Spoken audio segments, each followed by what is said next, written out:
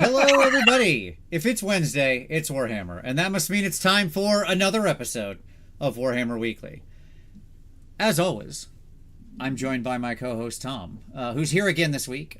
Tyler unfortunately had a bit of a situation, but Tom has admirably stepped up and stepped in, so he's joining us again. And didn't make us late. That's the key. It's the off weeks when Tom shows up on time when he's not supposed to be here. He was here like 5 minutes early, and by 5 minutes early, I mean 10 minutes late. How you doing, Tom? Hello, friends. I'm impersonating Tyler today, so I'm here on time. There you It's go. Yeah, delightful. exactly. I've read the news items. You know how it goes. That's rough. That's rough. You're too far ahead of the game. I don't know what I'm going to be able to do about this. You're too informed. Also joining us this week, we're glad to have him back on the show, Mr. Strength Hammer himself. What's up, Chuck? How you doing, brother? Good to be here again. I'm picking up the slack from Tyler with two pick of the week. So Tom, you can rest. I got that covered this week. Very nice. Very nice.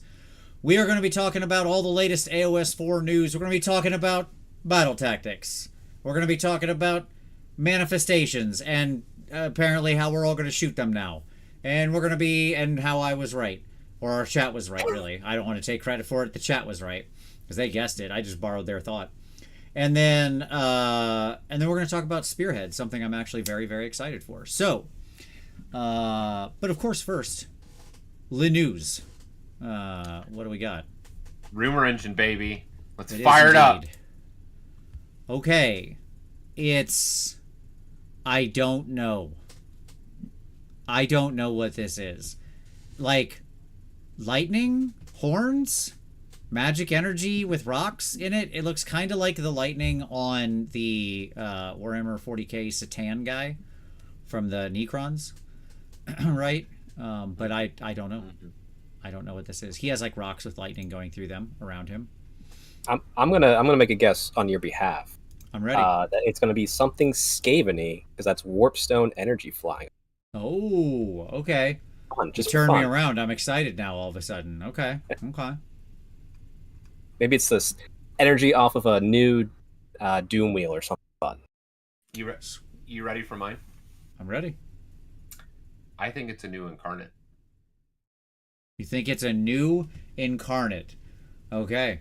Okay. Because maybe an incarnate of Akshi or an incarnate of Azir. Because here's the deal. I think we had another incarnate coming and they squashed it because the last one was a nightmare. And Because they it was put just on like hold. bad and bad for the game. Yep. Yeah. Yep. I think they put it on a hold. And so I think they've been sitting on this other model. And now that they have rules that are probably going to be able to manage, like appropriately manage the incarnates, I think that we could see more incarnates released. And I suspect that this is some from one of those. Because the other, if your other was like a dirt monster from Gur, right? It was like a whirlwind of bones and spirit energy and stuff like that. And we have other energies coursing through rocks here as well. I suspect we're looking at an incarnate. I want to shoot for the moon. I want to shoot. I'm going to shoot for Jupiter on this. Take your idea and my idea, Tom, and say this is an incarnate of the Vermin Doom. Oh, Ooh, nice. Okay. Excellent. interesting. It's There an we go. incarnate only for Skaven. I accept. I guess we'll let other Chaos use it too, now that he's officially in the group. Now that he's one of the big five. I said those So- big Phyrexian walkers we saw in like Realm Gate Wars, and they're like, yeah, they exist, but we're not going to talk about them ever again. It's that. Sure, I'm here for that. Okay. Matthew Abbott says only Tom would speak something as bad as another incarnate into existence. Yeah, well, it's Son, you have no idea. I can speak much worse things into existence. we're gonna have to deal with it. So I guess it's back on the menu in some way, as we'll discuss tonight. All right. Okay. Cool. What's next? Yeah, so we got the new store anniversary announcement. Yes. The Fate of Ember Guard, which is kind of exciting. Like I've enjoyed a lot of the anniversary models, like the school, the stuff. What are your guys' thoughts? Yeah, so you get like the miniatures of Steel Helm, and you get the special coin because it's also celebrating like the 500th White Dwarf and all that kind of stuff. But specifically, and I brought up the little graphic that they use here because there's like a little track that happens where they're doing this thing where they're tracking the when you play in the store results for this, and do the good guys win or the bad guys win, and does the city get saved or the city get destroyed? And like, this was a thing we actually did back in the day, back in early AoS, when we all basically like decided the fates of cities or whatever through gameplay. How much of that was real and how much of that was just sort of marketing hullabaloo, who knows?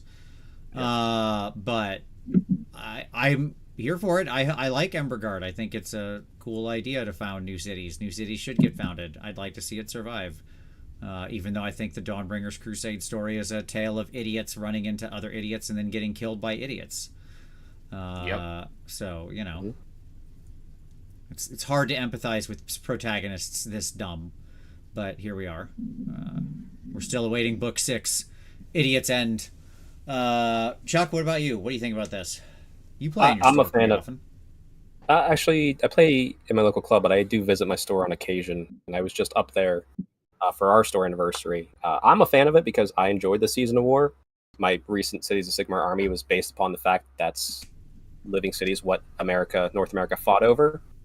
So I hope they also took the extra effort like they did for the Season of War, where the stores will get extra things. Like this week, Chaos is in, Ascendancy, and Chaos gets an extra bonus like we used to have. Because that was fun going into the store and posting that up, and the people's game plans entirely changing as we all fought and strived to get these cities built. So I hope they put in the full effort. But I'm a fan of it because why not? Cool. I want to join the fight. Hey, You want to take the Coin Malleus? Yeah. I have a set of those already. They're really nice. That's the Coin Malleus. Yep. Yeah, I do too. Yeah. Are you talking about the money? They're the money. I used to use them as objective markers, though. I'm not going to be able to do that anymore. I still do. I do, at least right now, until your sound is gone, Tom. What did I do? Was it me? Oh no! Did I do something? Well, I can hear both. Okay, there we go. He's back. Okay. I don't know. Weird. Might have been me. I still use it for objective markers at least until the new edition drops. So. Yeah, that's what I'm saying. Well, as I'm done with third, as I've said, so no more of that for me. It's old world straight on through until I have enough rules to just play 4. So that's it, buddy. That's where I'm living. That said, I am already eyeing the various pieces of random terrain BS that I have that I can turn into objective markers. Like I'm super excited about. I'm super excited about the ability to add custom objective markers to my army. Sure. Just don't make them too tall, because a model does need to be able to stand on that thing, and it's a 40 mil base or whatever. So. No, it can't. The things can't land on the objectives. It specifically said that when they promoted it. I don't know. Okay, I guess we'll see. In one of the articles, they specifically said that objects can move across them as if they don't exist. You just cannot land on the 40 mil base. I see. All right, we'll see. Yeah. That was in the 3rd or 4th rules article, and I think it was in the interview as well. Yeah. Okay. Cool. But yes, they're Bronner says I use Coins Malleus as command point tokens. That's nice. I like that. Spend your little commands. That's good. All right, cool. Well, we'll have to see how it all turns out. What's next? Sure. Let's talk about that new prosecutor. Yeah, boy. All right. I see the Mohawks are spreading. Sigmar finally decided that, you know what? Those Fire Slayers, they know what's up. Or did the Fire Slayers just decide that the High Elves knew what was up or whatever? Because didn't they technically have this sort of hair thing first? Fire Slayers first. 30 years ago. Nope, Fire Slayers first. And no, that doesn't exist. That was the world that was. Oh, Slayer. okay. Oh, okay. Oh, boy. So it's like if zoot suits come back into fashion, we don't have to credit anybody in the 1920s, is what you're saying, because that's a different world? Well, no, that one wasn't unmade by Archeon. Oh, okay. So, are you sure it hasn't? It might have been. I don't know. I mean, the Great Depression was pretty bad. I'm not sure he wasn't involved. It was pretty unmaking, indeed. I don't know about you guys. I love this new model. I want to do Stormcast now just because I love everything that I'm seeing so far, especially these prosecutors. Anybody that messed with the old prosecutors, they were a problem. But these guys... Well, so it's well known that prosecutors were one of my favorite concepts from the original launch of AoS. Or I don't know how well known it is. I suppose I've talked about it many times. Maybe it's not super well known. But, I mean, I have 18 prosecutors I custom made out of my... for the first time I did Stormcast, for my first Stormcast army, right? And they all had feather wings. I gave them all feather wings because I hated their mechanical wings so much. This is a really nice combination of the two. Like, it's using the sort of same kind of ZCAD pattern, I guess, as the sort of Phoenix wings, which I'm fine with because I think the Phoenix wings look pretty cool. I like the open face helm, but they did say it comes with a closed face helm as well. So, like, you can do that. You can see the art above him, like above the figure, the art that's up there. It has the full face mask, so you can do that as well still. This lady is dope. That's what I'll say. Yeah, I mean, did you see that they finally did GW finally caught the memo, Vince? The tridents are cool. Better than that. Those Okay. tridents were actually in the prior version. I'm just saying tridents are cool. I agree. No, they caught the memo on flight stands. Yeah, no flight stands. Yeah, they're all jumping off things. They're all feet on rocks. Hey, they're all feet on rocks. The last prosecutors didn't have flight stands either. They had really flimsy parchment paper. Yeah, dude, these are a little bit better on their for parchment. Sure. They were balanced on their holy toilet paper. Yeah, they're like the original bobbleheads in you just set them down and yeah. Yeah, exactly. But yeah, I think this fig's awesome. Yeah, obviously all three of them in the article. I can't bring in the photo for the like rotatey one, but there's 3 different models. They all look cool. Here for it. Great. Different options. I also like how they like narratively explained where they get their spears from, because like they throw the spear and it's like, well, now what? Right? And he's like, no, the 6 smiths have imbued them with like they can summon lightning spears to their hand that take corporeal form, and then they hurl them. And I'm like, yeah, man, sure, whatever makes you feel fine with it, okay? Like, I wasn't thinking about that. It's all good, brother. I was fine with it. I mean, I will say that those spears are begging at least the tips to be energy, like the wings. Like if you're thinking about like in right, yeah. They said they make can make energy spears, and yeah, I don't know. That looks pretty physical to me. Yes, and like you're going to be looking for some other glow point on your model, and so that would be an easy way to pull your eye out, obviously to the tip of your spear. So I'm excited. Like I really want to paint new Stormcast, which it kind of makes me sad that for something we're going to talk about here in a minute, I'm not doing Stormcast, because I like just about everything I've seen coming out of them. So, all right, Chuck, you down with these guys and gals? Oh yeah, I've never disliked any Stormcast model that's come out. Just say it hands down, and these ones just look spectacular. That said, I'm still overburdened with Stormcast, and I don't play Stormcast often. Will I get these eventually? Most likely. Will I paint them? Yes. Will I play them? Once or twice, and then it'll go in the box with the rest. We'll have to do a unit of flying ratcast so we can have some Skaven with wings. That's really important, I think. There you go. Yeah. You know what that means? You have to paint that red armor again. That's fine. It's 3 models. I can do it. I still have Yndrasta sitting there too, just like taunting me from. She's like over here to the side. Yndratsa, as I've said. There you go. See, do you have you done any of the Dragon Riders yet in rat form? Yeah, I have Dragon Riders. Yeah. Oh, I didn't think you had rats of those yet. Yeah, I have those. They take a long time just because the dragons are so big, right? Okay. I did bring in this rule as well. The article had a little rule in it, which I thought would be fun to just talk about. The once per turn army reaction. This unit was picked as the target of a non-core ability. Make a resistance roll of d6 on a 4+. That ability has no effect on this unit. Non-core, so core being attack and stuff like that, right? Well, it would be helpful if all of the abilities that were core had core in the keywords. Like you'd think that would be something that I'm sure they will. Yes. I hope so. We haven't seen anything with core keywords yet. I know. No, that's not true. They did share something incidentally got shared in an article that had core in it. I don't remember what article it was in, but I remember seeing it and pointing it out. But at any rate, it does amaze me we haven't had the article yet that's like introducing the new core abilities. This is how running and charging works. Just like baseline. Here's the foundation. Let's start here. No. Yeah. They sprinkle them into other articles. Yeah, Branu said, yeah, they do, Tom. We've seen some. Yeah, I think we saw charging, right? Because charging is a core ability. We saw that in the article about charging or something. Something about fighting, maybe. And then maybe we saw fight in the fight article, the combat article. Yeah. Yeah, so. At any rate, like... Core? Or did it have core in the descriptive text? Like in the Flight, image, I believe, does the had. I image- mean, I know Charge had core in the keywords, so it's whatever. Okay.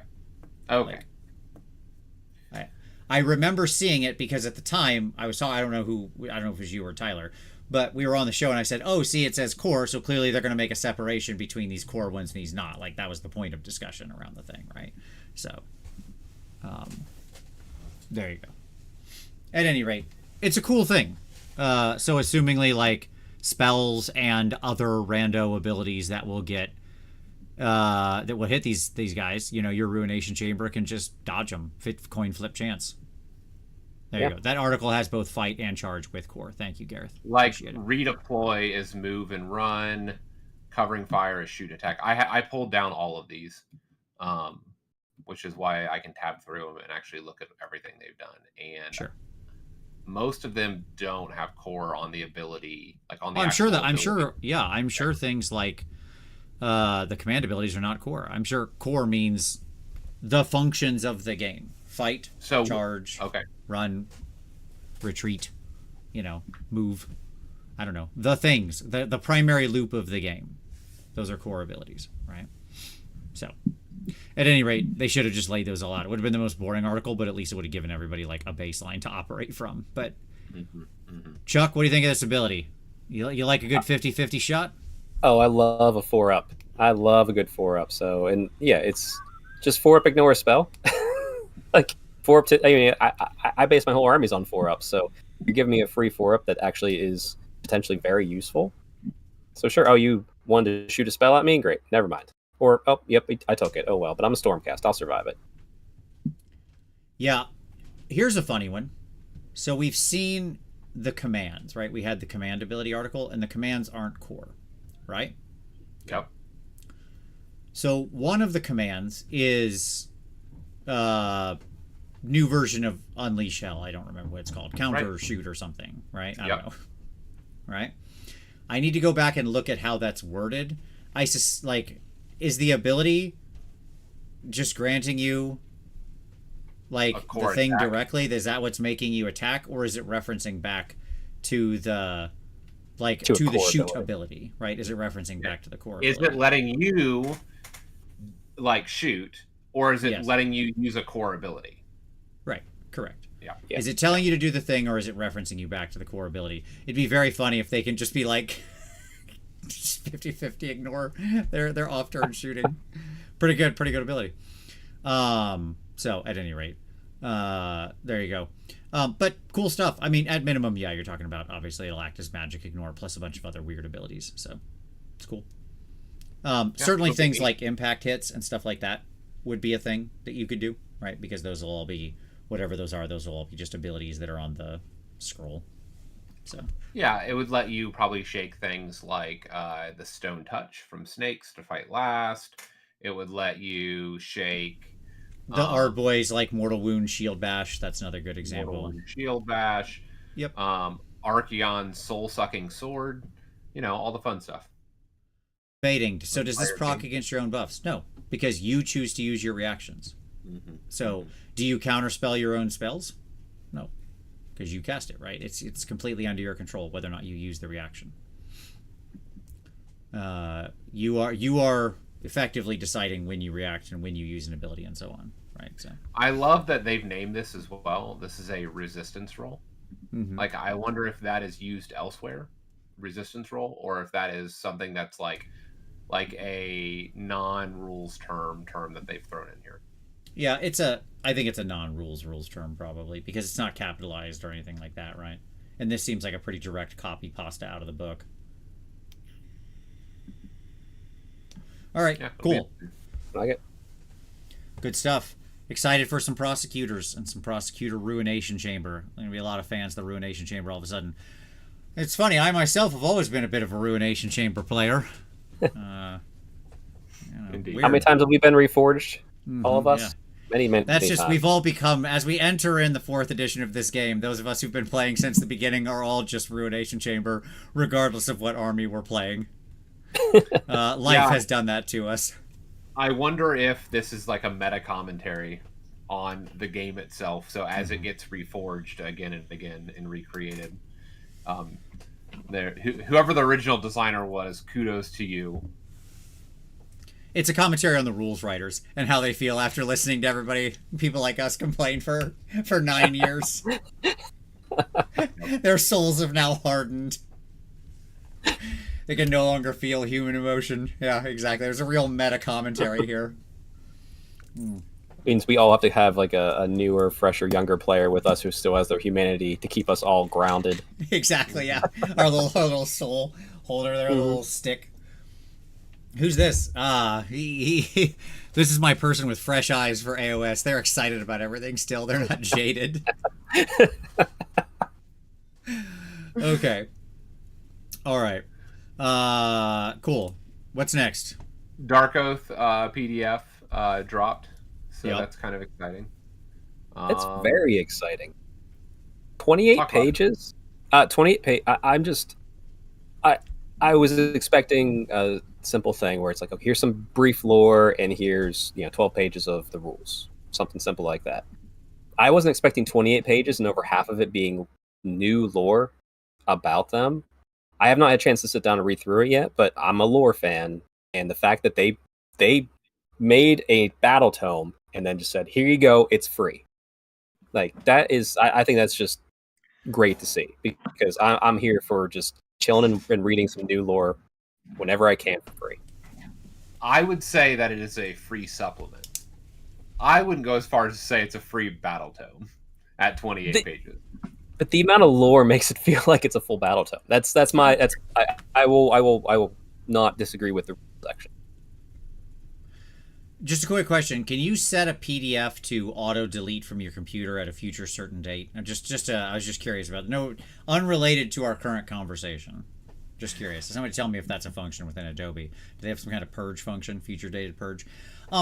No. Look, I am sure that lore will be just like reprinted completely in whatever new S2D book we get in the future.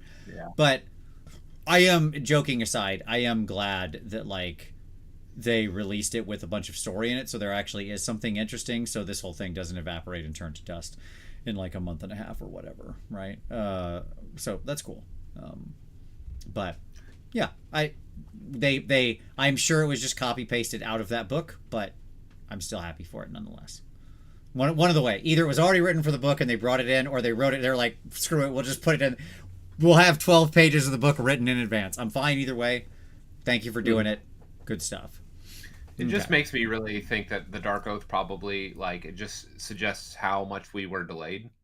Sure. Like on the other side of this, right? Because it was probably something that was not supposed to come out like literally months, after the announcement functionally. Oh, I'm sure. There's no way they wanted this right now. This was probably like meant to be months and months ago, and they're still just catching up, right? Because ideally, I think they would have, like, in their perfect world, like this week they would have been releasing book 6 of the Dawnbringers Crusade, and that would be like the last basic AoS release of any substance until June or whatever, right? So the hype drive would just go into overdrive, the hype machine, sorry. So well, I will say this: I am thankful for the refresh of the line. So because now, like, when you look at our S2D line, it's beautiful. Like, there's not really any of the super out-to-date models. There is a fairly uniform aesthetic now that the Warcry stuff is gone. Again, that's not a critique of Warcry. It's just recognizing that, like, they were really the weirdos in the line when you, like, all the rest of it kind of coheres together with the various branches. So I love the look of the line now. Yeah. Agreed. We kind of like got so much of it redone, all of its core pieces into really, really beautiful models. I mean, they did a great job over the years resculpting S2D. A line that didn't like look terrible to begin with, but now is just so much more amazing, and just the evolution there is strong. And it's still like very clearly S2D, right? Yeah, like the aesthetic, it is what I wish other lines would have been refreshed, right? Like, where other lines don't exist. There is no High Elves. Tom, stop it. Let it go. Those Ulthuan is all around us because it's the dust that got scattered as part of everything else. So there's molecules of Ulthuan everywhere, Tom. But none of that is left, and their culture changed because they had 2 apocalypses since that since you were reading about them. Multiple apocalypses. It's fine. It's fine. S2D made it out. Just saying. Well, they're from the realm of chaos. An ironically unchanging place that isn't very chaotic. As I've discussed before, chaos is the least chaotic thing there is. The only chaotic faction is actually Skaven. Everybody else is not chaos. They're pretenders. They're posers. Yeah. Mm-hmm. They're the most set in their ways. Doldrums, like whatever. Chaos is like just they're the boomers of the world of Sigmar. I don't know what to tell you. They're set in their ways. It's not changing. They're just always the same, no matter what. Yep. Yeah, exactly. Okay. And then finally, our final announcement is Holy Havoc. Yes. I would argue the premier doubles event in the world. Strong call, but it's a very fun event. I would be. I feel comfortable saying that. They'll have up to 80 players this round, which is I think it's a new maximum for that event. Vince and I will both be there.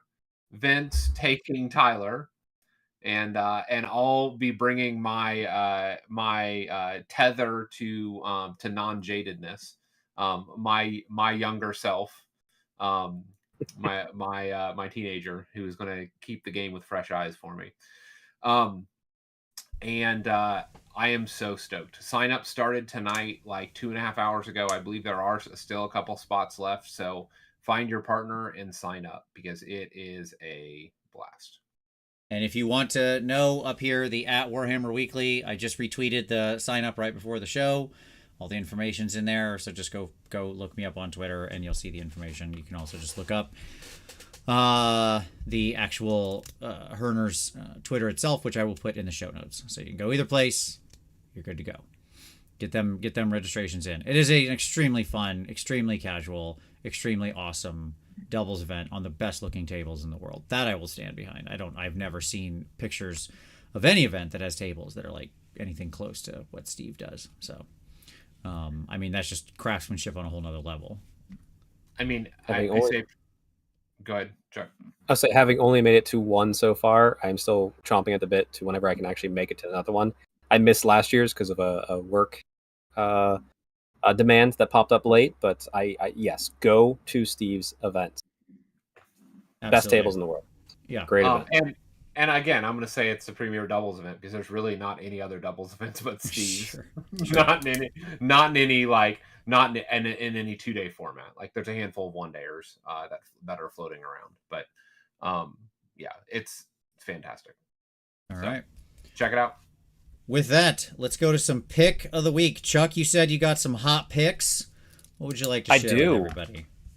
Well, I have two, and kind of branching out, going to help broaden the audience's views here. One is more of a 40K channel. It's my friend Ben Mudge over on More Warhammer.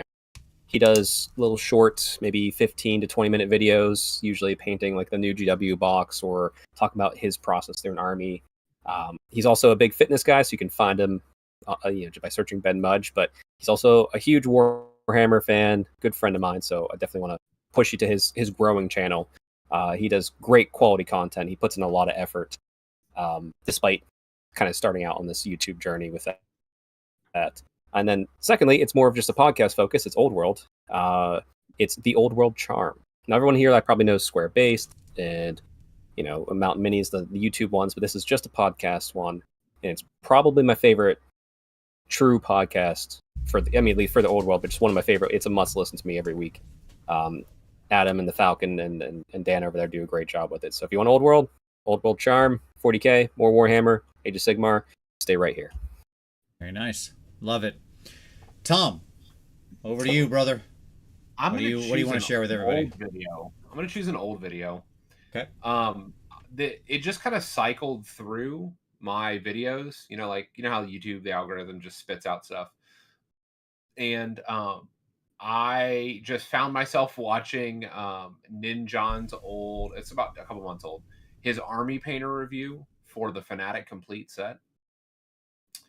I have never wanted to buy an entire line of paints before watching that video.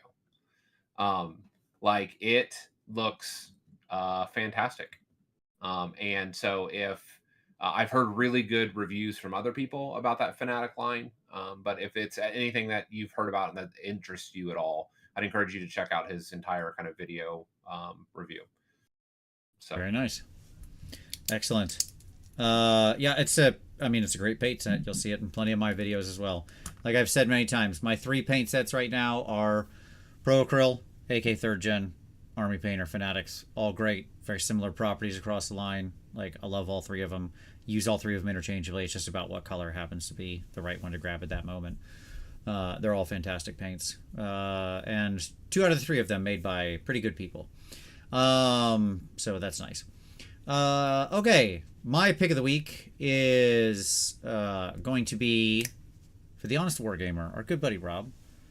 Who, if we don't dive deep enough into manifestations for your taste, Rob has a nice recap show talking about the manifestations and the implications of that. We're going to, of course, get all amongst that later on. But if you want some more hot, fresh manifestation content, if you're looking to just tap that incarnate straight into your veins, don't worry, you can. That is linked down below, so go check out Rob. Also, as a shout out, Jugs, the podcast, episode 2 was out. I listened to it today. It was very good. So great guess. Yeah, I love me some Jugs. Absolutely, it's a wonderful show. Okay, fantastic. Let's go to some hobby time, gentlemen. Chuck, what have you been working on, buddy? What's been taking up your table there? What you getting painted? Well, actually just came off of a real quick shout out. Fabricators Forge, we had a Warpstone Wars GT, my last 3.0 GT this past weekend. Happy to say I managed 3 and 2 with Drachy Ganeth, 90 Witch Elves just running forward and doing their thing. So that felt good, but I'm kind of like you, Vince. I'm kind of ready to be done. I have one more one day locally at the club to get through, but I'm ready for 4th. Okay. So with that in mind, I'm painting the Black Talons because they're beautiful models. And I have about 12 Pegasus Knights and a bunch of Bretonians. So that's how I'm so excited for 4th edition. I'm painting Bretonians soon. You don't need to. I painted up some more Bretonian Knights recently myself. You don't need to explain nor apologize. Absolutely. Yeah. So that's that, and then some GW work is my hobby time right now. Nice. It's funny too because I already have like way more knights than I would ever use. Like I've ran Bretonians a few times in the old world, and it's really fun. But I never end up using like actually that many knights. They're so expensive, right? Especially if you mix in, as you probably will, like some amount of Grail or questing knights. Your lance of like 5-6 dudes or whatever is just like an incredibly expensive unit. And so it's like I had 4 full like 12 or 15 man lances of knights previously from my retired Bretonian army, and it's just like that is an incomprehensible number of knights to put on the table, right? Yes. Like 60 knights on the table in the old world. What is that, like a 4,000 point army? I mean, it's crazy. Not to mention the fact that you're gonna have peasants and stuff like that too. So it's interesting, and this is a little self plug here, and I apologize for so late. I'll be doing a Tale of 4 Warlords with a few localish friends over the next couple months as a video series. And I'll be doing a army diary for my Bretonians because I'm doing it more lore focused. And the reason I have 12 Peg Knights is because I went to the map, said, what color scheme do I want to paint? I wanted a blue and black scheme. Okay. Or blue and gray black. And there was a Pavarone was the duchy. So I was looking into it, and they're near the mountains and the forest, not a lot of land, so they are all on Peg Knights. Sure, yeah. Right. But little anecdote here, just for some fun. I think everyone will appreciate it. As I dove deeper into the lore, it talks about how the kids come of age, they get to learn a trade, they go to a different village. They learn their trade, they're ready to get married, they go to a different village. Even the nobles kind of bounce around. And there's a little note at the end of that said, because of this, it is the least inbred duchy in all of Bretonia. Now, that's not the fun part. The fun part is that implies there's a most inbred part of Bretonia. Absolutely. And I'm dead set on finding out which one it is. That's hilarious. Yep, I'm sure that's actually a big part of Bretonia in the lore. Yes, that's. Oof. All right, good. Lot of Marion cousins probably in most of Bretonia. All right, Tom, what are you working on? It's a great question. So I've been working on my commission this week. Still trying to wrap that up. I'm getting close, real close on that one. And then, I started building some Vindicators because Stormcast. Not Vindicators. Who are the guy with the big swords, not the spears? That's Vindicators, right? Vindicators. Vindictors? Yeah. Is that what you're trying to say? Vindictor. There we go. Vindictors. That's what I was building. Yeah, I know. They're all the same. Building those guys was great. And I have a secret project. Like, I commissioned a lot of stuff to be printed, and it's all done, and I'm so excited. So Okay. that is what is going to be I'm trying to get all this stuff done so that I can devote myself fully to that. So we'll see. Rock and roll. All right. My hobby time this week was spent finishing this up. So I finished up this bust. I think I might need to retake some of these pictures, but they're all right. But so this is Shiv from Neko Galaxy from the Inu Kingdoms line. This one. And this will appear in some future video, a couple of them probably. But so I'll just kind of scroll through these. But I finished her up, and she was a lot of fun to paint. This is one of my favorite busts of all time. I just think it's absolutely exceptionally well sculpted and well designed. And yeah, so there you go. That's her. Pretty cool, pretty fun. And as I'm staring at her now, I'm realizing that I think I forgot to do a little part of her, but I won't tell you what that is. But anyways, there you go. I'll have to pull her back out and finish that. It's always fun to look at the pictures and then realize, crap, you missed something. But anyways, this is what I've been working on. Finished her up over the weekend and just had a really, really great time painting this figure. I just thought it was a tremendous amount of fun. So there you go. That's what I worked on. Okay, cool. Now I currently, like, I finished her up like literally yesterday or something and took these photos earlier today. So I have like no project on my desk right now, which as an aside is the thing I hate most in the entire universe. I hate when I'm in between. Like, finishing a project is both joyful because I'm like, yay, this thing's done, I got there. And then it is immediately preceded by the depth of depression and anxiety. Being crushed by the paradox of choice. Yes, it's like, what am I going to paint? Okay, what would make a good video? What can I do something out of? What do I want to paint? What do I need to paint? See, this is what you get for eliminating choice from your life. Yeah. I know that you've like ruthlessly culled that in your life. And so now just the simplest things, like what is going to bring me joy to paint, causes you crushing anxiety. Just saying, man. Or is it the other way around, Tom? I mean, we're inundated in choice all the time, so it's fine. I see. Oh no, you gotta have one project on the desk and one on deck always. That's how you stay happy.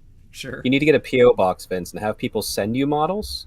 That way you can just paint them while you decide your next project. I'm sure they would be perfectly wholesome. You could show them on the internet at all times. Absolutely. I'm sure that would work, no problem. I can see nothing wrong with this plan. Yes. Okay. All right. So, at any rate, that's what I've been working on. We want to know what you're working on. Drop it in the comments. Tell us about it. Hopefully you're painting right now. I hope this show is an excuse for you to get something out and get some progress done, get a little hobby done. And hey, if you haven't hit like or subbed or anything like that, you should do that. Don't forget we've got a Patreon and all that stuff. You can support the show. It's fun, but hitting buttons is free. It's cool. Click things that make dings. Feel cooler about yourself. I want to... Next level, even if look for an open Wi-Fi network of your neighbors and just share this video to their TV live right now so they can enjoy it too. They don't even know they need this in their live. Yeah. I have my phone here because I'd like to share some reviews very quickly here from a previous commenter that is now my hero. So this is It's Just J 6205. Thank you, It's Just J, for watching if you're out there. It's Just Jay went through a bunch of our videos and he left a comment on a bunch of them. They rolled in a row, so in my comment stream I could see them. We're now going to do a funny break where I share his comments with all of you because these are amazing. Here we go. So just in case you're worried, but what'll happen if I hit like? Well, let me tell you, it's just some experiences from past users. Here we go. It's Just Jay says, I hit the like button and the ice cream man was giving away free ice cream. I hit the like button and I found $20 in the couch. I hit the like button and I swear I got an inch taller. That's great stuff. I hit the like button and I found a copy of Space Jam on DVD. Fantastic. Wow. I hit the like button and now I have a cat on my lap. Okay, if you want that sort of thing. I hit the like button and my dad said he was proud of me. I mean, you can't buy that kind of stuff.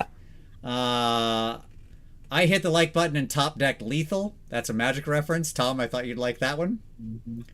I hit the like button and now I have the drive to finish painting my army. So as you can see, only good things will come your way from hitting that like button. There you go. All right. Thank you. Stay It's on Just top Jay, of it. 6205. Someone make sure if It's Just Jay ever hits the dislike button, like we need to watch out for him because something bad's coming his way. Someone's Oh getting man, hurt. he's in the chat right now. What's up, Jay? I want you to know, Jay, who's in the chat right now, that you made like my weekend with that series of comments. I immediately screen capped all of them and was like, this is the greatest and most hilarious series of comments I've ever seen. I showed them to my wife. I shared them with like 20 people. So there you go. All very funny. Okay, cool. With that, let's head on to the main segment for tonight, which is our AoS 4 news. Okay, we're going to start. This is going to get progressively saltier as the show goes on. That's what we're going to do. We're going to slowly increase our spice and salt content over the course of the show. So those who stick around the longest will get the most spice. Maybe you can speak for yourself. I don't know. I'm speaking up for myself right now, but I'm also thinking I know how you're going to come down on this. I'm pretty sure I know. Okay. It's going on almost 30 years I've known you, Tom. It was 28 years ago that you were suddenly brought in some random Saturday morning to play Magic at Wizards World. All right. At any rate, introducing Spearhead, a fast and furious new mode for hashtag new AoS. Okay. Fine. Cool. Spearhead. There they are. They're the Vanguard boxes and the Spearhead boxes. That's what they are. Great. And what is it? It's precons for Warhammer. That's what this is. If you've ever played Commander and you know that they make these things called pre-constructed decks for Magic, you go out to the store, you buy the deck, you shuffle up the deck, hopefully you put it in sleeves because you're not some kind of heathen barbarian, and then you just play. And it's just play. And like you can have a pod. They usually make them in 4s often so that everybody can just get a different one. You and your friends, you all go out, spend about $50, buy some sleeves, shuffle them up, you're playing the game. Yippee, fun times. Okay, great. This is a similar sort of concept. You go out, you buy the box, you paint the box, the rules are in the box, you play the box. And you play against other people who also have bought boxes and painted the box and want to play the box. All right, cool. So it says here there are a number of differences between full-size match play games and Spearhead. That's fine. But it's a fantastic primer to what you can expect from full-scale battles of Warhammer Age of Sigmar. So it has some amount of different rules, as we'll talk about, but it's played on a dramatically smaller board. It's played on a Warcry board, which is 30 by 22. Right? So a quarter of the battlefield.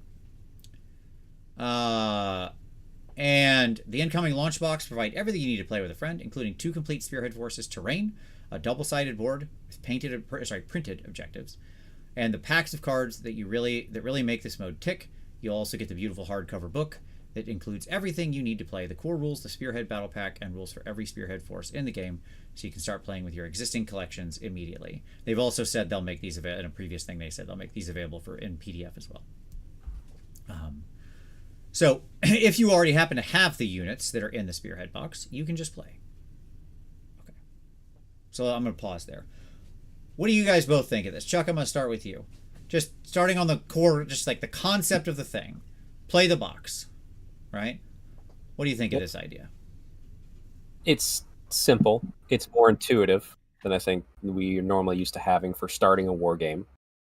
I will agree it is a good primer without knowing what the rules are like, but also just seeing the size of these forces, it's kind of exciting knowing that like Depticon, Nova, that there may be a 1 day 5 rounds spearhead event potentially, Yep. and you can feel, and it still probably wouldn't be as long as a normal, 9.5, 10 hour day for a 2,000 point 3 game event. So that has me most excited that, club days, simple things, or like just little pickup games. Also, it'd be very easy to put one of these in like a travel suitcase, just bring around with you if I'm traveling for work and I know somebody in the area and like, let's play a spearhead game. Much easier transport. Yes. I like this is truly now a little skirmish game, right?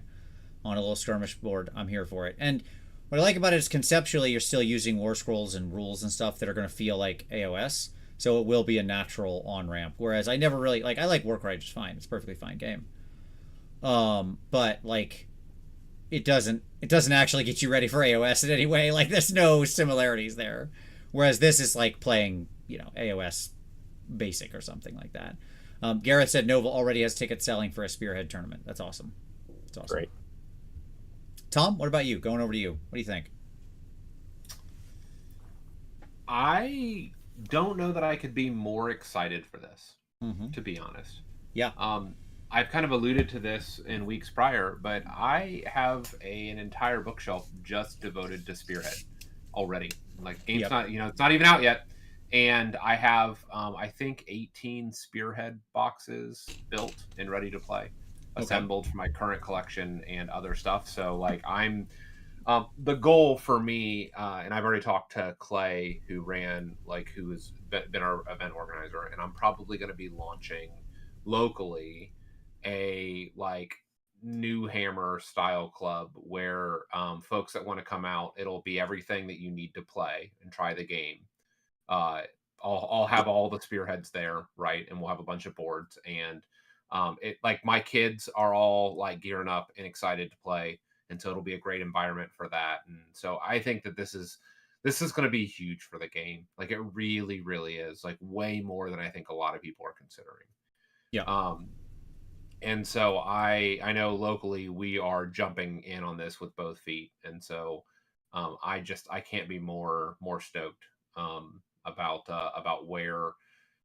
what they've decided to do with it, and then what this kind of points towards and where things are going. So absolutely, I'm beyond the moon on it, to be honest. Agreed. I think this is a great idea. I love the idea of those. Exactly what you said. It's great for younger people who want to get into it, for new people who want to get into it, for people who want to try out other armies, paint some of an army, and feel like they still have something that's playable, but you don't really want to you don't want to commit to another full 2,000 points. Like it's easy for people to pick up and go. Everything you said, Chuck, like being able to do a whole tournament in a day is awesome, right? Vince, can I jump back to something real quick? Sure. Because like we glossed over this, but I want us to stop and understand how big of a deal this is. So you're telling me there's a product I can buy that has everything, right? And now I can buy it, put it together. Most of it'll probably be push fit, I'm guessing, and sit down, and everything that's in the box, I can actually play those two forces together in a format that's relatively balanced, right, and designed against one another. Like, the only thing I push back is I don't think it's push fit. Some of them might be, but it might be. Like historically, in the last edition, like in the last two editions, your starter boxes have all been push fit. And so I'm assuming that these starter boxes. Yeah, you mean the starter box? Yeah. Sorry, I thought everything. Sorry, and not the rest of the spearhead. I'm just talking about, and this is what I wanted to put a pin on, is that the starter box itself, historically, it's just been two armies, like set up against it, but it's going to have terrain. It's going to have, I'm assuming a Warcry board, like a spearhead board. Yeah. It will have all the things that you need to play those two forces against each other in a balanced match from the outset.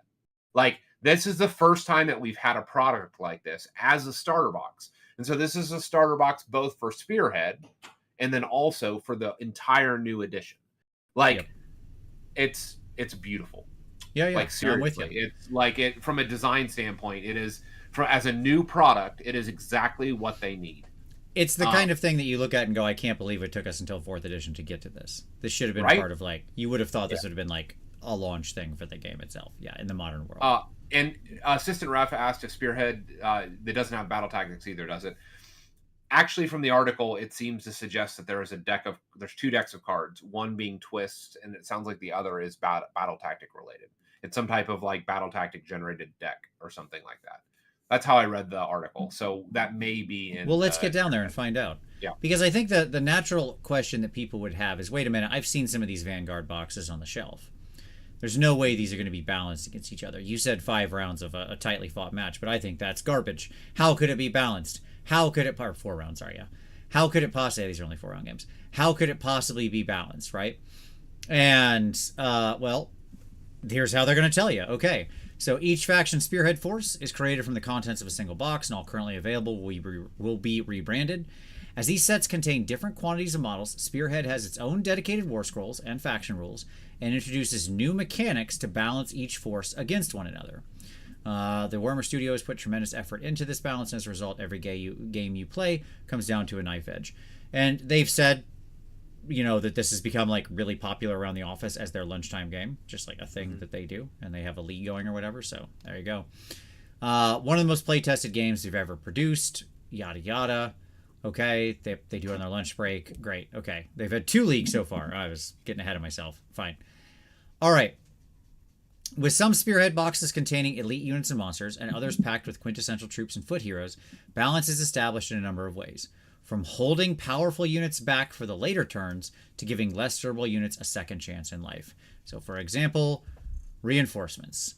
Units in a Spearhead forces with the reinforcements keyword can return to the battlefield after they've been destroyed. By using the call for reinforcements ability, you can set up a fresh unit in friendly territory, providing you with a way to reposition. So, if they have this little logo, you pick a friendly reinforcements unit that's been destroyed. You set up an identical replacement unit on the battlefield, wholly within friendly territory, wholly within 6 inches of the battlefield edge, and not in combat, so 3 inches away. Okay. And so then, particularly powerful units may instead be held in reserve. Yndrasta's Spearhead, for example, features the God King Sigmar's Prime Hunter and a trio of hefty Annihilators. But the Lightning Strike arrival keeps them off board until the penultimate battle round. That means your Vanquishers, Knight Vexilor, and Chariot need to hold ground until the damage dealers can arrive to turn the table. So basically, here you see, Lightning Strike arrival. They can set up anywhere on the battlefield more than 6 inches from all enemy units, but you can only use this from the 3rd battle round onward. So you got to fight your first 2 turns. The first half of the game. First half of the game, yeah. With just the other stuff, basically these guys, the Knight and the Chariot, and then this little pack of stuff comes down in turn 3. So pretty cool. Hey, there you go. Yep. Lightning Strike arrival is a core ability. It is, yes, it does say core. Yeah, how about that, Tom? Answer. So I mean, you know, that's just a really cool idea. I love the idea that, like, hey, cheap troops are basically worth double. You can kind of push your clan rats forward, as we'll see here in a second. They have this. They have that reinforced logo on them. Whereas, you know, your Yndrasta and stuff that's like super, what do I want to say? Punchy, strong, powerful, I don't know, shows up very late. And yeah, I mean, like 6-inch deep strike seems perfectly reasonable on a tiny board, right? Like I'm imagining if you're playing these 2 forces on a Warcry board, the action's going to be pretty hot and heavy. Okay. Yeah. So like you're into it from turn 1, I'm guessing, right? Yeah. I mean, so excited. Yeah, at best, this will be a actually truly nicely balanced competitive format. At worst, it's a really fun beer and pretzels format. That's a win-win, and it helps people get into this game. Yep. Because there's just not a good format that I could like introduce people to this game. Like, it just didn't exist. Yep. And now this is a wonderful intermediary. Like, to be honest, as weird as this sounds, it makes me want to buy all of the faction packs, even though I know that's a terrible idea. Just to get all of the War Scroll cards for Spearhead. Yep. And they talked Like, about yeah. how even though it doesn't use all of the special rules, like it's not using any of those other modules, that it still has like echoes of them to introduce you to them. So we'll see that in a second. But like, here's the clan rats, and it talks about how they mostly have the same sort of base weapon profiles, but there'll be minor changes. So for example, like in here they have reinforcements and it's 2 attacks, 4s, 5s, no rend, 1 damage. Where it says in full Warhammer Age of Sigmar games they'll lose reinforcements but gain a command group and also gain crit auto wound, which is cool. Clan rats are crit auto wound. Pretty nice when your wound is a 5-up. That's cool. That's cool. So I'm here for it. Make my clan rats awesome. And I like that there's the design, like UI elements different. Obviously, that little symbol in the top right for the reinforce, but the shape of the health, move, save, control bar is different from the core game one. So you're not going to accidentally mix this in and screw up your cards together and maybe play something wrong in a tournament. Absolutely. Yeah. 100%. Yeah, I am so excited for what the possibilities of what this is. Do you think Rob's going to bring back Street Hammer? Remember whenever we did that with this is functionally $5 Street boxes? Hammer, right? What are we going to play for keeps? Maybe. Like, this is functionally Street Hammer. Like, that's what this is. Like, they basically formalized Street Hammer into a format, and I think it's a wonderful, wonderful idea. Yep. All right. Then we have the Disc Writing Magister demonstrates how magic is simplified in Spearhead. In full Warhammer Age of Sigmar games, the Bolt of Tzeentch spell is part of a spell lore you can choose for your army. Here, it's tweaked to fit Spearhead and turned into a simple ability. With no magic module, there's no need for power levels or casting values, so everything fits into neat ability that emulates all the foundational rules for casting a spell, rolling 2d6, and blasting foes on a successful roll. So he's got his little staff. You can see all his abilities. Like, he has no special abilities or anything. He's just a little guy riding around on an angry little disc. But then he has a Your Hero phase thing that says Bolt of Change. Declare, pick a visible enemy unit within 18 inches of this unit to be the target, then make a casting roll of 2d6. And effect on a 6+, inflict d3 mortal damage on the target. If any models are slain by this ability, you can pick a friendly Zangor's unit wholly within 18 inches of this unit and return 1 slain model to that Zangor unit. He's a little hero, wizard, cavalry, fly. So, cool.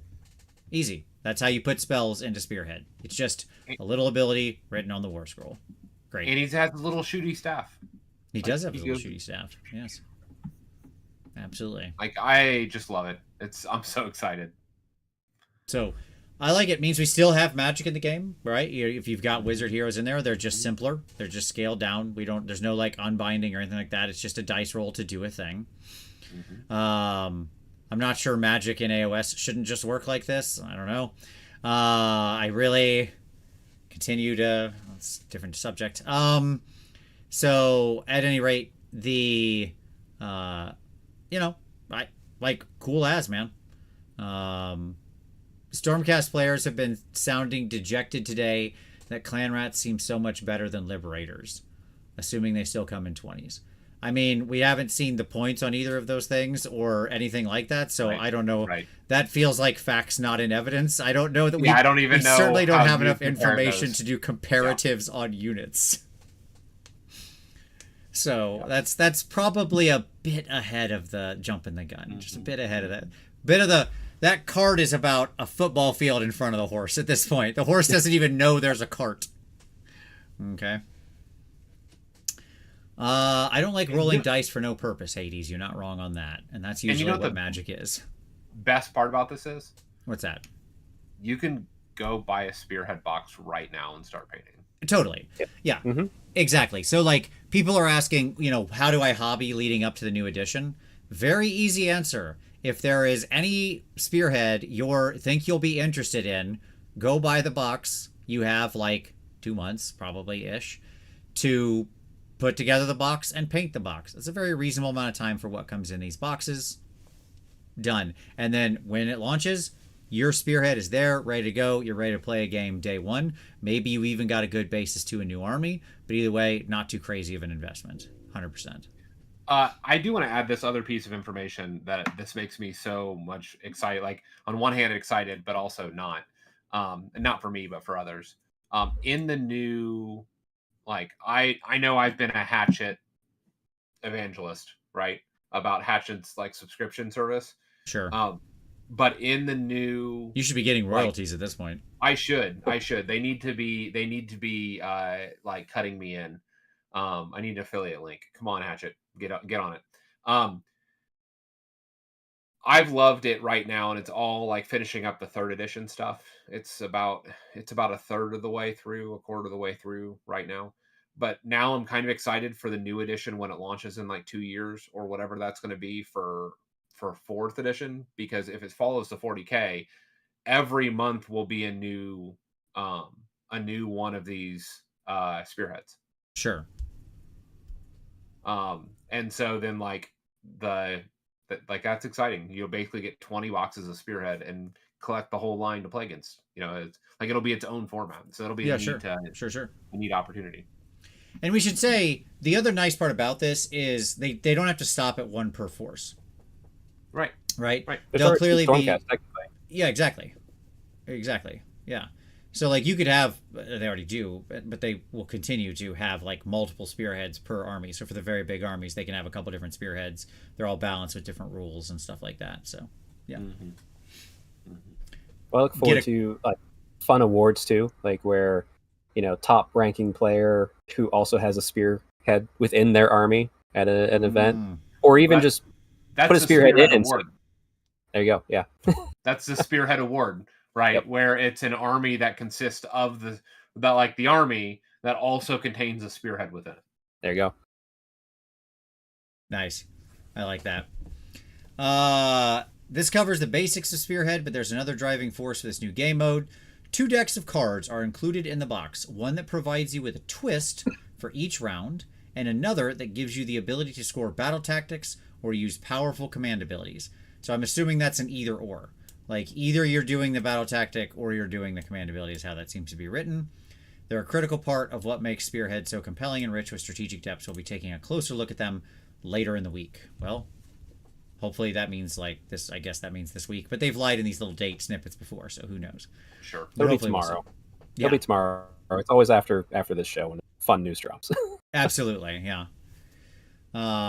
Okay. So, good stuff. Again, there's the little things down here. Yeah, these rules will also be available free online shortly after the release of the launch set. The Man Crusher mob set will also become a spearhead, giving Sons of Behemoth a way to play in spearhead games. Boom. Sons in spearhead. Let's go. Every game has 4 rounds, and yeah, if you want to get started to some of your spearhead or vanguard sets ahead of time, build them as they're shown on the front of the box, and you'll be good to go. While command models don't add extra rules to the game mode, we encourage you to build them anyway for when you want to use your units in larger games. Or just because, who cares? Because who cares? Yeah. Build your models however. It doesn't matter, as always. Crusher mob. Yeah, that's exciting. So you got your Man Crusher mob. Roll them giants, baby. Let's do this. Here we go. Okay. No Mega Gargant, though. Sad face. Yeah, indeed. Just one Mega Gargant. Just smashing his He comes on round 4. Yeah, he shows up. Like, at the bottom of 3. Like, oh, I'm so late. I'm so tired. I lose every game. Darn it. Okay.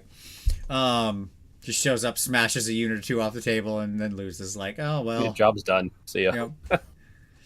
Okay. So I think final thoughts on Spearhead are, yes, please give it to us. All sounds awesome. Like, I don't think there was anything in this article that gave me pause.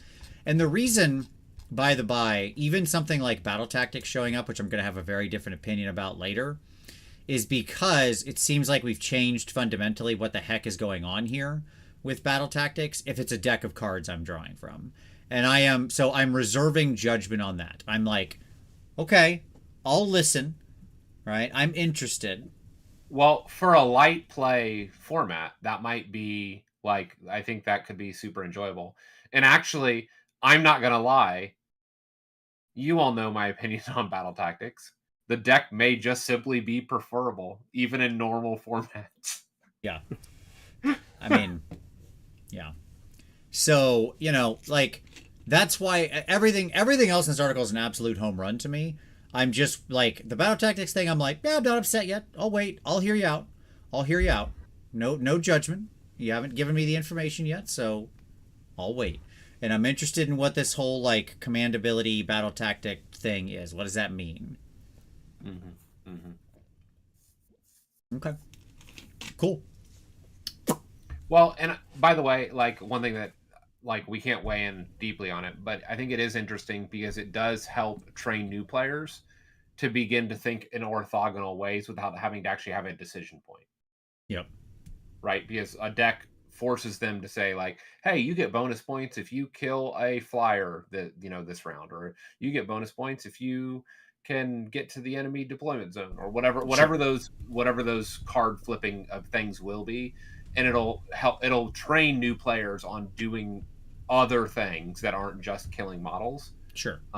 Without having to make the choice point. So I think actually it might be a really good solution, again, depending upon how they roll it out. Yeah. Agreed. Chuck, any final thoughts on Spearhead? I love it. I want more of it. Yep. Absolutely. Simple enough. All right. So A+ on the Spearhead article. Very excited for it. Let's go. Seems all good and fantastic, and like, okay, that's fine. I'm here for it. I'm here for random tactics as well, depending on how it's implemented. All right, now let's go to the big one where Tom was wrong. I've never seen Tom be wrong faster. But here we go. Clash with Eldritch manifestations and demolish faction terrain in new AoS. Okay, so long story short, endless spells are units and have wounds and stuff, and you can kill them. That is the headline. This should have been like one of the first articles. Okay, they should have opened with this madness because it would have blown everybody's mind of like what's happening, right? If they had said, "Hey, by the way, that purple sun, you're going to be able to shoot it in the face now." I would have been like, whoa, we're doing something here. Okay, what's going on? You have my attention. Like, what a big article. Okay. I hope the lore explanation is everyone was always running around afraid of these things killing them. And the got wrecker, just some random dwarf is like, I'm going to hit it. I'm tired of running. And he hits it and everyone's like, oh, that works. That. We could have all done that. Yeah, I hope. Let's get it, guys. The Van Dents are thought leaders out there. They're like, absolutely, yeah. Shoot those. Yeah. Yes. Real thought leaders in the community. Yes. Yeah. The Lumineth archers were like, hey, we can do that. Yeah. Let's do that. What I will say is this: yes, I have been so wrong so quickly here, and yet I was also correct. Is that it looks like they're free. That you're getting a free free lore. Like, I was half wrong and I was also half right. Yeah. You are getting a free lore, and it will either be one of those chosen lores or your faction lore. Yep. I will save that one. I've got a lot. There's a lot of good in this article and a lot of bad, and I have opinions on both. I think it's all good. Like, to me, I read this and I'm just like, let's go! I'm sure. All right. I'm pulling a Wolverine Deadpool over here. Yeah, sure. LFG. All right. So, okay. One of the core design philosophies behind this latest edition of Warhammer Age of Sigmar is to have fewer separate systems to learn, but more tactical choices available within each system. Okay. An admirable goal. Subsystems that work completely differently are often a hurdle to new players. So, all right. I'm fine with that. So, summoning manifestations. Okay, as mentioned in our previous article, manifestations have now been grouped into thematic lores, blah, blah, blah. Factions that have their own unique manifestation lore can choose to pick that lore for their army. Okay, great. So, you choose one of these. Neat.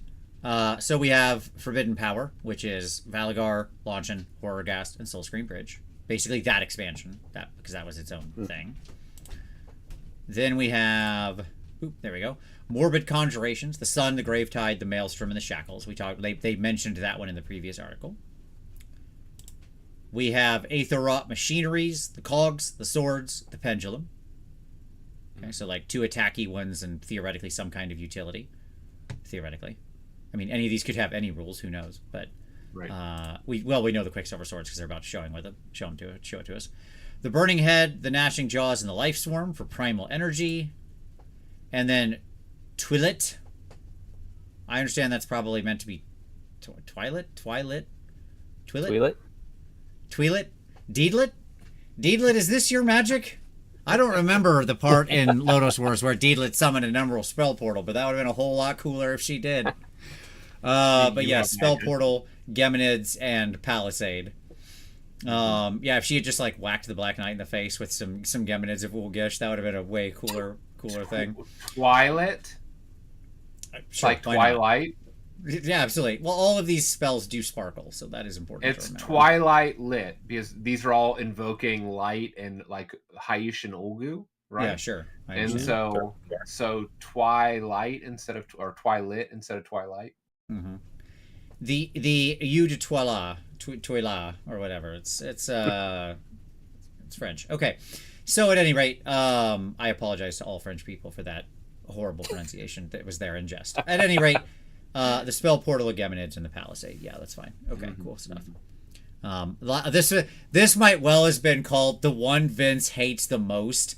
They grouped all 3 things I hate more than anything in the history of these endless spells into one. It was nice of them. You know what this is called? This is called the Zinch package. They're yeah, like, just yes. Yeah, absolutely. Yeah, it's like the Caleb Walters meme. He's sitting there like creeping around the tree. Yeah, exactly. Mm-hmm. Yep. And of course, the Krondspine Incarnate, who is his own manifestation lore. Sadly, he was not relegated to the ash bin of history. How does he work? Do I just pick this lore and then I can summon this guy? What does he look like? What are his rules? Do I get a 400-point model for free? This is all questions that we'll need to answer. Caleb's in the chat and he said yes. He agrees with you. There you go. And then back to the beginning. Okay, so fine. That's how they're grouped them. And then obviously each individual army's lore would be its own manifestation lore. You get to pick, so you'll get a spell lore, a prayer lore, and a manifestation lore. Again, as appropriate if you have those people, like wizards. I love it. So on. I love this. Like, I don't know what you're negative about. I love everything about this. Well, conceptually, I like the groupings. I like what I'm about to read, which is this right here. Let's talk about interacting with them, because this is all positive stuff. Okay. Quicksilver Swords. So it's a unit now. It's a unit. They work much in the same way as units, which offers more counterplay than ever before. Move 8 inches, health 6, 5-up save, banishment on a 7+ instead of an objective capture because they can't control objectives, and it has a ward of 6 because, you know, it's made of magic. Fine. Dancing Blades, passive. Ward rolls cannot be made for damage points inflicted by this manifestation's attacks. Cool stuff. And it makes 12 attacks on 3s and 3s, 1 rend, 1 damage, crit mortal. Effectively giving you a nice callback to what it did before. Okay. Sounds fine. 6 health on a 5-up, 6-up. If it's annoying, easy enough to kill it. It's fine. All right. What's your feeling on this? So, like, yes, we can punch these things dead.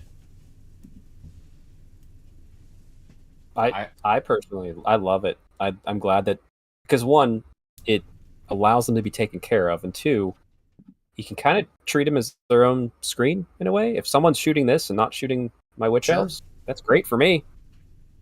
So I see a lot of snake, your giant snake. Yeah. Yeah. Well, Tom, Vince, where are you coming down? I mean, what I'll say is this: you ought to be happy because you hate magic, so you can finally kill it. You can literally kill it in the game. No, I love it. Like, I really do. Yeah, sure. Like, I see nothing wrong with this. I love the ability to like cut and paste these. Like, okay, I want to do this. like it'll be another super interesting build decision. Like as it's another lever from a Johnny standpoint that you can look at in your when you're building your list and go, okay, how am I going to supplement this army with new tools? Mm-hmm. I mean, look, this is everything I wanted, was to be able to punch endless spells to death. Okay? Like I very much looking forward. I'm very much looking forward to having unit of brutes. I just assume brutes are going to be good now. That's just an assumption, because standard GW policy, they were bad for all of 3, so I assume in 4 they're going to be awesome. That's just like, I assume that's how the pendulum will continue to swing. And I want to take my brutes and I want to run them forward into a unit and like combo charge a endless spell and a unit and have 3 brutes punch the unit and 2 brutes punch an endless spell to death. Like, yes, let's go. I'm ready. I look forward to splitting attacks. That's what I'm looking forward to. No, like it's great. It's great. And like on that note, it's fantastic because as they say, you can banish them, you can, go beat them up, or you can shoot them. Yes. Fantastic. Let's go. Right? I can interact with them in many ways, and they're a thing on the board. Clarifications on that are right here. Though similar to units, manifestations aren't exactly going to listen to commands from a nearby hero, blah, blah, blah, blah, blah. All manifestations. Models can move through manifestations, but cannot end a move on them. Units can finish a charge move within half an inch of them, and they can be picked as the target of enemy abilities, like shoot and fight. Okay, cool. They can be damaged or destroyed, but don't count as a destroyed unit for battle tactics or abilities. I do think that's really important, because I'm sure there'll be like some battle tactics that are like, kill this unit that's on this objective or something like that, right? Like we've had those kinds of things forever. And you don't want to just like snipe a 4 wound endless spell and get credit for that. That's kind of garbo, right? Can only use core abilities or abilities on their war scroll. They can't use commands or be affected by friendly abilities unless they specifically affect manifestations, which I'm sure there will be some of. Now that these things are going to be so common, I'm positive we'll see, like, we talked about it last week, Tom, which was the other way they could expand this, right? Which is like, choose a manifestation in range. It uses its fight ability or something, right? Like, or whatever. Like, use a fight ability on it. It's just and more cannot contest or control objectives. Right. Given that these have a uniform, like, 2 things were done by this I don't know that people are thinking about. One is they moved it into the core functionality of the game. It does all the things that units normally do. Right? They have exceptions, so it's a unit, but it doesn't count as these other things. And so it's going to fight, it's going to charge, it's going to do all the things that units do. Great, that's not a problem. But they're also going to be ubiquitous now, and I know some people are hating that about the fact that they're like, oh, I have to paint and carry all of these to every event. No, you don't. This is going to be in list building. In list building, you are going to choose which one of these packages you want, and you're going to have to bring those 3 endless spells or those 4 endless spells to the event. That's it. In that sense, it's the same as with all other list building. But here's what I would say is that because it's going to be ubiquitous, you can actually design battle tactics around like getting rid of endless spells or getting rid of invocations. Like you can actually design things around this in the game because every army will assume to have access to them. I'd still rather you didn't, but sure. Okay. I understand. But I think about the last season where it was like, do this battle tactic with you kill somebody with endless spell, or do this battle tactic for the blah, blah, blah incarnate. And it's like, yeah, nobody has that. So like, this is just an ipsum lorem text for everybody in this tournament because this isn't accomplishable. Right. But now in general, like it's going to be ubiquitous. And so those things actually become usable and you can design around them. Okay. You keep trying to push me there, but I'm gonna hold off on that bait for a second. Okay. Hey man. With moving manifestations, you typically set them up 9 inches away. You typically need to set up 9 inches away from them, and will need to retreat or to move out of combat. So you treat them as an enemy when you're setting up, and they treat you as an enemy up, basically when they're set up, right? That kind of thing. For static manifestations, it's just combat range. It's 3 inches. But you can freely move away from them since they're not actually a thing. And they can't use any abilities involved moving and have more freedom to be placed. So walls and stuff like that, right? As opposed to like the swords, which are flying around and so on and so forth. Also, let's take a quick moment to shout out Uncle Adam in the chat, who said it is done. What he's referencing there was the last things we needed to do for book that will be coming out later this month. Our newest book. We're very excited about it. Our newest game. Adam was doing some last touch-ups to everything tonight. He works very hard at the end of these processes, so it's been the man is a hero and a champion, and everybody give Adam a shout out and tell him thank you for working so hard. Okay. At any rate, static manifestations. We got a little prismatic palisade here. No move, 8 health, 4 up save, 7 banishment. Blinded by the light. Okay. No one will be able to use that ability ever and not sing. Of course. Revving up. But singing the wrong words. I mean, that was the famous Right. Kids in the Hall sketch. Was indeed. what are the real words to this song, right? Like everybody had a different take. Racked up like a deuce. What's a deuce? What does that mean? All right. So anyway, this manifestation cannot be targeted by shooting attacks. In addition, a unit cannot be targeted by shooting attacks if it is impossible to draw a straight line from the model in the attacking unit to a model in the target unit without that line passing across the manifestation. So no shooting the palisade, no shooting things on the other side of the palisade, as long as they're totally on the other side. Okay.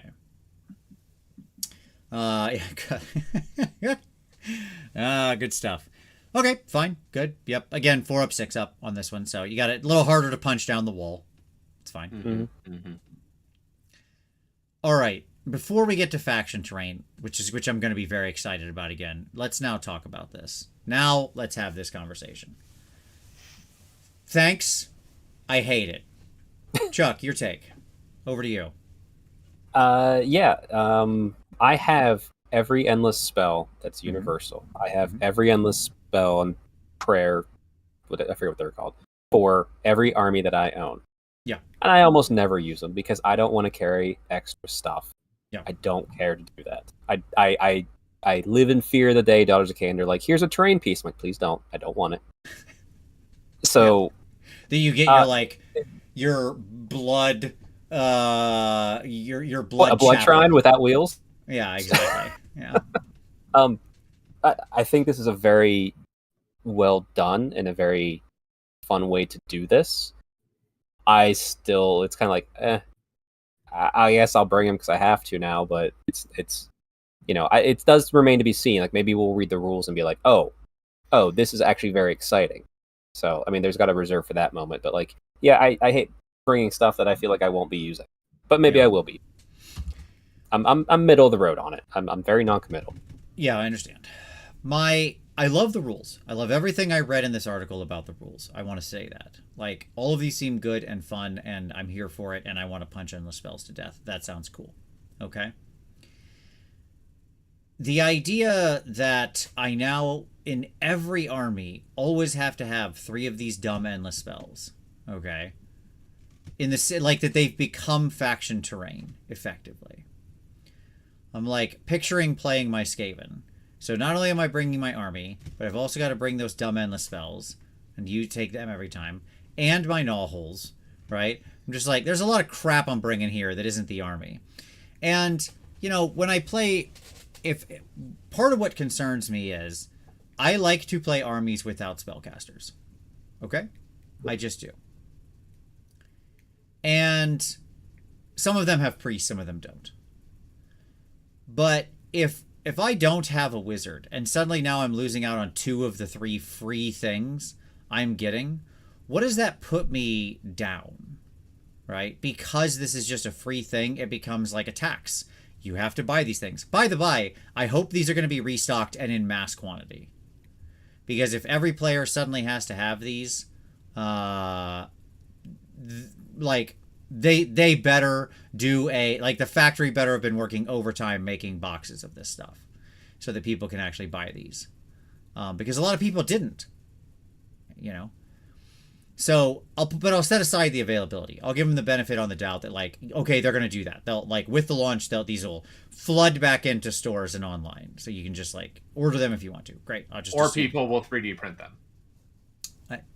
Not everybody has easy access to a 3D printer and so on and so forth, right? If they're going to make this a rule I don't care if people make proxies. I fully support that and doing all sorts of other things. I'm 1,000% behind that. But if you're going to make this a thing that everybody has to have, you better have the product commercially available. Because no matter what army you're buying, you need to buy, theoretically, this product as well. Okay? And so, like, they better be widely, commonly, easily available. That's what I'm saying. If people go a different direction, I'm fine with that, and I support their choice 1,000%. But not everybody can make that choice or will make that choice or so on. And if they want to buy them, they should have them. But I hate the fact that this is just like auto-include now. And on a side note, I'm real worried about that last manifestation lore. Okay? Obviously, that's just a lot of hangover fear from what Kronspine was. He could be nothing like that, right? Like, he does, there's no reality that he has to have the same type of rules in any way, shape, or form as what he had before. It just could be a thing with, like, 10 wounds and a 5-up save that, like, does some damage. And that could be what it is now, right? Fine. Okay? Like, it doesn't have to be nonsense. All of them are Kronspines, Vince. All of them. I understand. Like, go look at the swords. The swords is a wound-bearing creature that moves and attacks. Yes, it's an endless spell. The Kronspine is literally no different. It's just on a bigger base, and you can only summon it when you choose it. The difference with Kronspine, I'm speaking about him historically, was that obviously he had all these weird rules and couldn't be killed in a single turn and all of this stuff, right? Okay, here's the deal, Vince. What you're doing is exactly what I've been dealing with my son. He goes, man,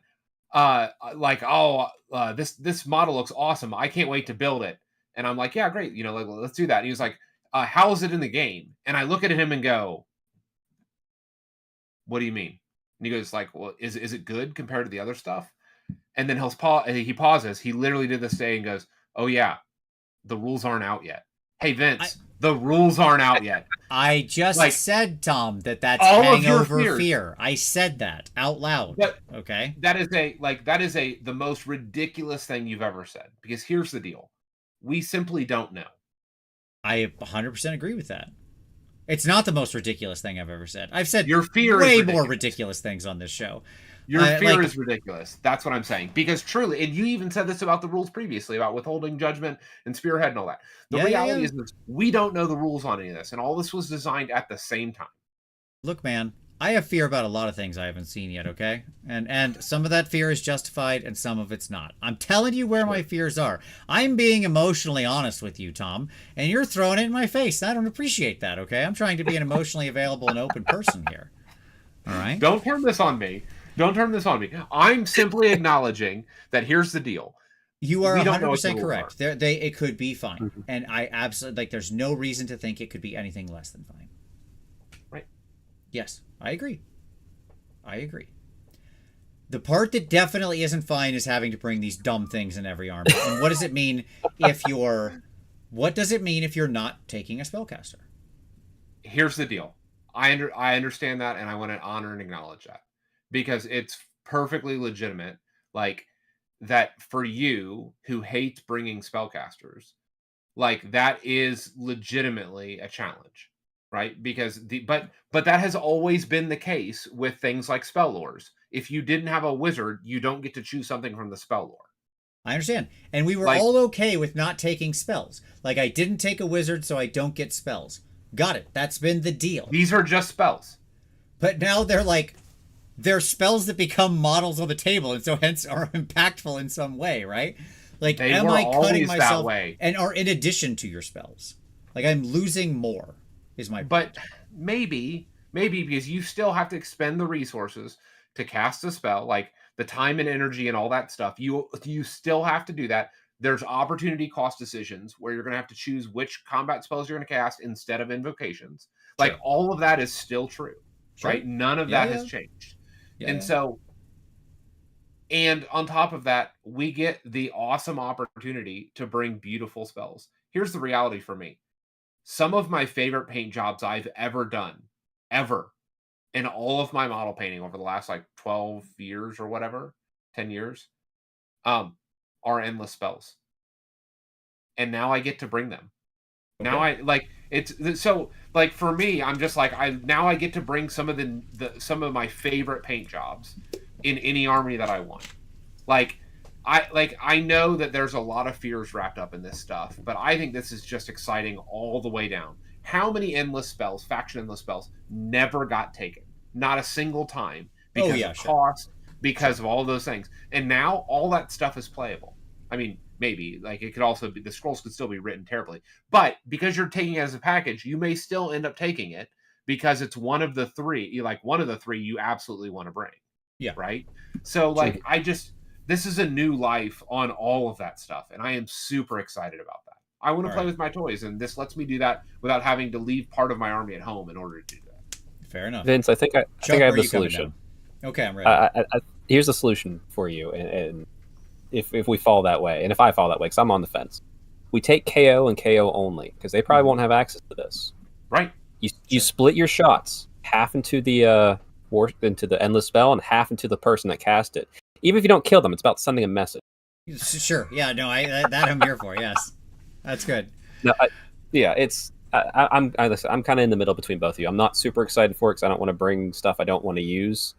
But to Tom's point, it is cool that we may be able to see these more rampant and more freely and taken if they're written well. I am curious too, because Daughter's Khaine, it's that only one that's that mixed spell priest. So thankfully I won't have to use all of them probably. I assume they'll stay the same like that because I usually just run priests. But yeah, just shoot your shots. Sure. I will say the onus, this is just a factual statement, the onus on them as designers to make sure that these packages of manifestations that they have created are well balanced against each other, as they are all effectively 0 points now, and that they are compelling, and there's not one that's outside the box, is very high. Because otherwise you will get back in a Kronspine situation where, like, let's just scroll back up here real quick, and let's just imagine for a moment that the Aether Wrought machineries, like, again, we saw the Quicksilver swords, they seem pretty right? But let's imagine Chronomatic Cogs is just like straight up incredible, and the Pendulum is really good, and then the swords are average, right? Like, and it just they are, materially better in some kind of way than the other packages. The downside here is then you're going to be like, you're going to rock up to the table, look at your opponent and be like, did you bring the Aether Wrought machineries? Yeah. Do you too? Yeah. Great. Okay. Let's both summon our cogs and swords and pendulums every game, every time, right? Again, like, I'm not saying that will happen. Not even close. They can absolutely not have that happen by making these things interesting and compelling and balanced against each other. I am saying the onus on them to really, really tightly balance these things against each other is high, right? They have set a high bar for themselves, because we saw what happened when one of these things gets too good that's universally available, and that thing costs like almost a quarter of your army, and it was still showing up left, right, and center, right? Because it was just that good. So that's just the factual statement of what they have to watch completely out. Agree. I completely agree. And here's the reality. Yeah, but we're only one war scroll away from them being updated, right? Like these are things that they can just update the war scroll in the app or whatever if they need to tweak the abilities on any one of these. Oh, because it's not a cost issue, right? And so like literally they can adjust that. And looking at these, I suspect that these are going to be like, there's going to be all of them are going to be good. I suspect, like, each package is what I mean. Like, there will be just rock stars in every single one. And I suspect that it's going to be more of a utility cost. Like, you take this, you get better damage, but you lose out on mobility options. Or you take this, you have mobility options, you have almost no damage in your endless spells. Sure. I suspect that that's what we're going to see. Sure. Is you're going to have to make, like, army building decisions based on which endless spell package you take. Time will tell. Okay. Faction terrain features. Now let's get back into some happy territory. Oh, this is just good news in my mind. Everything about this is good news. The same logic that applies to manifestations also extends to faction terrain features. Like manifestations, these terrain features also have a health and save characteristic, and can be targeted by enemy attacks, such as a well-aimed cannonball, to demolish them. So here we've got our Magmic Battleforge, health 8, 3-up save, no control, no move. It's a building, it doesn't move. Or hold objectives. Right. And you can see it has cover, impassable, obscuring, so they're That's giving awesome. it the keywords, so that's cool. Once per battle army, your hero phase, declare, pick a friendly Fireslayer's Priest within this terrain feature's combat range to expend the power of the Forge. Effect, heal D3 each friendly Fireslayer's unit on the battlefield. Once this ability has been used, this terrain feature cannot use the Molten Blessing ability for the rest of the battle. Okay. Molten Blessing is a thing you can use at the start of any turn, assuming you have not yet spent the Forge. And if you do so, you pick a friendly Fireslayer's Priest within this terrain feature's combat range to be the target. Effect, add 1 to the chanting rolls that target for the rest of the turn. In addition, the target can use the Unbind ability this turn as if it had Wizard 1. Real quick, Vince. Reread the very bottom line of the once per battle. Again. Blessing what? Molten Blessing ability? Oh, Abiti. Abiti. I put the L in there. Yeah, it's funny. The Abiti. It can't use the Molten Blessing Abiti. Chuck, I'm going to hire you to do some editing in the future. Yeah. Okay. Sorry. No, I completely read over that. That's very funny. The Abiti. Okay. Hades says, nothing about this is good news. Why are we attacking terrain now? Does this mean all terrain can just be killed? First of all, I mean, I hope so. Let's get to smashing. That's number one. That seems like only good to me. I mean, there's an obvious opportunity cost to walking around and beating up buildings and castles and woods and stuff, is that you're not hitting the enemy force. Like, you only have so many limited attacks. Hades, for the record, monsters have been able to do this for an edition. Yeah, so now true. You always had smash. Everybody can do it. And Suns have had like the literally remove it from the table since the Dawnbringers thing, where they can just like literally smash the piece right off the table. But anyways, you know what I hate? Faction battle terrain. You know what I love? Destroying faction battle terrain. I didn't use Smash to Rubble much, but I did use it a lot on faction battle terrain. If I could get near your dumb Ossiarch, stupid tower thing, oh, I was toppling that over like a child playing with Legos. Just knock this thing over, right?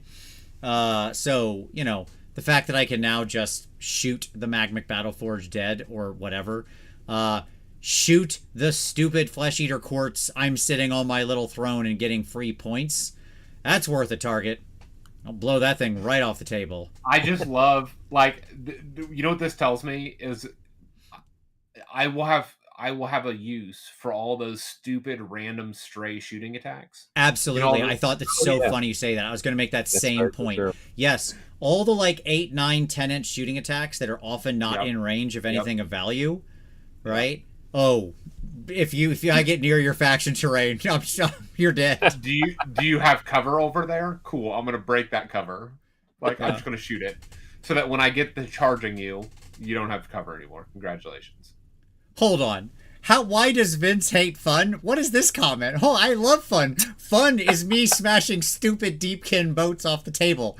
Just destroying them. You charge into the Deepkin unit. I can't fight with the whole unit, even with a 3-inch combat range. I got a big unit. I got Skaven units. They're real big, right? Even with an immense range, I'm still going to have some units that can't fight. Everybody else, piling into the boat. Attack the boat. Kill the boat. Everybody else who's not fighting, I'm getting use out of all these swings. Okay. That's right. Gareth says my flesh hound is going to bark down your pyramid. That's right. I'm so excited. There's so many pieces of terrain that I just want to remove. Mm-hmm. Oh, instead of just babysitting the Skaven Gnawhole in your back line for a turn, you just kill it round one and you move on with your day. 2 Gnawholes are just going top of one. Those things, you can just pick those bad boys up. We're not dealing with that. You can keep one. Congratulations. Yeah, poor Gnawholes. Gonna have to think real hard about where you put those things. So I don't know. This seems super fun to me. I'm here for it. I am down to clown on faction battle terrain. The Magmic Forge, by the way, joking aside, is a little bit hard to remove with a 3-up save and a 6-up ward. It actually is a relatively tough piece of terrain. And 8 wounds. That's nothing to shrug at, right? Sure. I mean, and again, joking aside of like smashing these things, you really are, if you think about a game of AoS, and assumingly the new edition isn't that much different, your sort of DPS has to generally be quite well allocated to actually go into the enemy army and remove their pieces. So if you're spending a turn shooting their faction terrain or attacking their faction terrain or something like that, that's a highly suspect use of your damage likely, but it's cool that it's there. It's going to really just depend on like what the board state looks like. I will say that the ability to shoot spells and faction terrain is an interesting.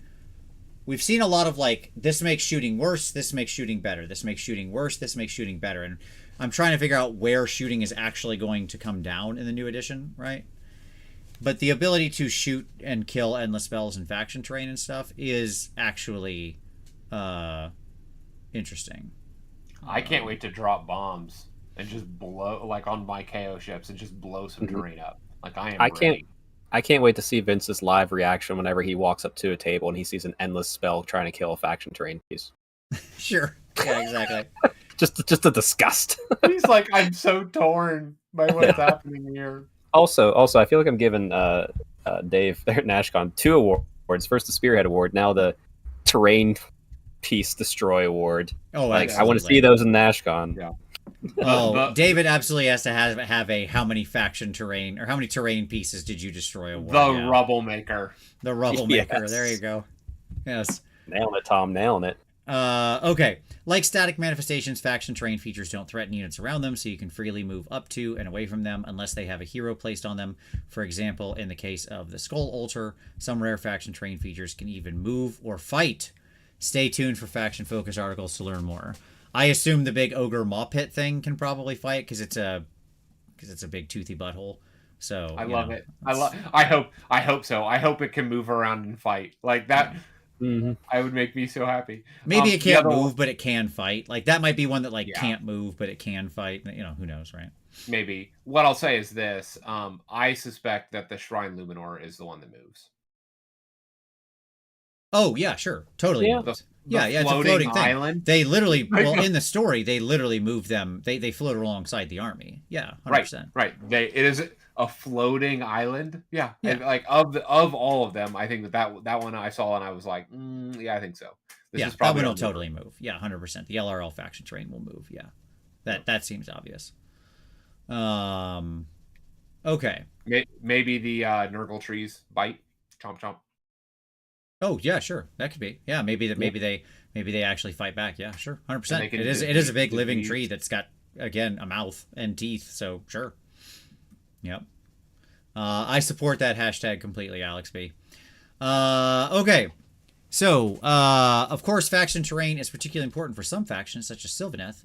These factions now have new abilities to summon additional terrain features throughout the battle, such as the Sylvaneth's unlimited spell, Tree Song. Cast on a 6, declare, pick a friendly Sylvaneth wizard to cast the spell, then make a casting roll of 2d6. Effect, if there are fewer than 3 friendly Awakened Wildwoods on the battlefield, you can set up an Awakened Wildwood wholly within 18 inches of the caster and more than 3 inches from all enemy units, objectives, and other terrain features. If there are already 3 friendly Awakened Wildwoods on the battlefield, heal 3 each friendly Awakened Wildwood. Cool. Okay.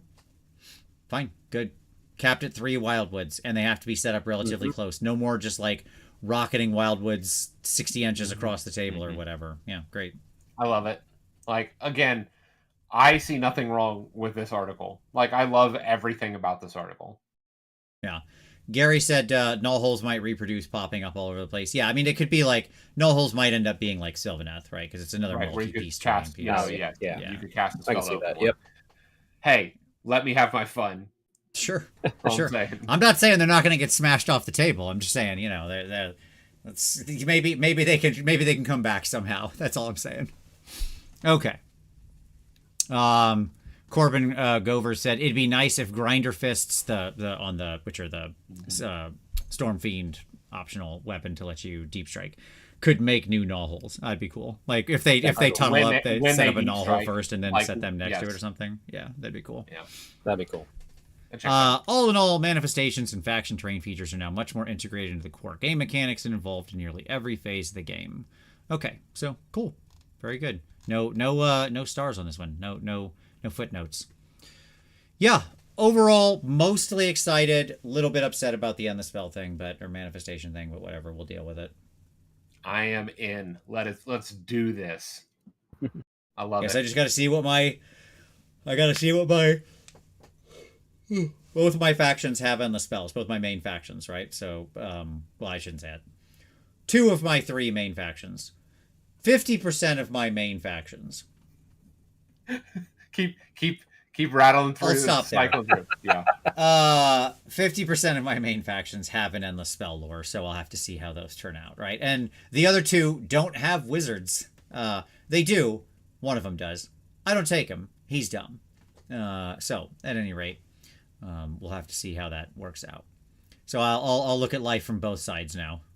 I have an entire bin in my collection of armies that is it's my endless spell bin, and so I am so excited. Like, I'm ready to do this. Okay. Well, now, with that done, let the spice flow. Okay. Battle tactics. No thanks. He who controls the spice controls the universe. Okay, so battle tactics are the key to winning Warhammer Age of Sigmar. Here's how they work. Well, I already don't like it. You lost me on the title. I was hoping playing the game was going to be the key to winning. But instead, we're still doing this thing. Okay. Or great. capturing objectives. Okay, yeah, well, I consider that playing the game. Yeah. Killing your enemy. Yeah. Okay. Like, I can accept playing the game and standing on circles as playing the game. All right. Fighting over objectives is a large part of winning battles in Warhammer Age of Sigmar, but pursuing battle tactics is the key to victory. Whether you're playing with the First Blood, Match Play, or the General's Handbook Battle Pack, you will be using battle tactics. Ho, ho, ho, ho. You're getting ahead of yourself there, article writer. Yeah, I've already forgotten what the number 6 means. That module is gone. Yeah, you set these things up as modules. I can turn off any one of those things I want anytime. So let's not get ahead of ourselves, okay? Calm down. Yeah. You intend for me to use them. That's a different... Now that I'll accept. Okay. So let's get to grips with them. That's fine. All right. Here we've got a cool action shot of this incredible... they keep using this in articles, and I love it. This incredible Ossiarch Bone Reapers terrain that they custom built in the studio. I'm so angry. And every time they show it in an article, I always see somebody be like, is this going to be terrain they're going to release? Are they going to make this? And I'm like, no, man. This is just something the studio made for themselves. And yeah, it's like amazing. So, suck it. I don't know what to say. Like, I love that they made it, and it's such a dunk on everyone because it's just incredible. Yeah, great. But, anyways, all right. If you're new to Warhammer Age of Sigmar, battle tactics are secondary objectives. I would actually call them tertiary, but that's fine. We'll get past that. You'll want to complete each turn, whilst also trying to secure objectives and slay your opponent's warriors. See, okay, they can't be secondary if you then name 2 things you're already trying to do primarily. Do you see that, article writer? How they're tertiary objectives? Am I crazy here? Right? They just said 2 other things. I feel like I'm not. All right. Okay. At the start of your turn, you pick a battle tactic using the Tactical Gambit ability. Upon completing that battle tactic, you'll be rewarded with 4 valuable victory points to supplement the 6 you can score each round from that game's battle plan. Sure, we saw that last week when we reviewed battle plans, so fair enough. It's just a once per battle round, start of your turn. You pick a battle tactic you have not yet attempted. You can attempt to complete that this turn. Okay, fine. It's cool. And then, of course, our change here is that you cannot use this ability if you went second in the previous battle round and chose to go first in the current battle round. So if you choose a double turn, you cannot pick a battle tactic. Hence, you will automatically not get the 4 victory points associated with it. Okay. All right. Cool. Oh, that's cool. Derek Gehring said someone made STLs for that terrain on my mini factory. That's super cool. Oh, Derek, that's awesome, man. Okay, thank you for shouting that out. Yeah. Could you send those to Anthony Polcastro as soon as possible? Yeah, absolutely. Yes. Yes. Okay. Oh, that's a good thing. Yeah, Adam pointed out there could be one primary and two secondary things. All right. Coming in with a logic. He's right. He's got me. Okay. Boo. Each battle plan and the core rules in the new General's Handbook allows you to score a maximum of 10 victory points each round. We know all this. Yada yada. Double turns are rough. These KO are definitely dead.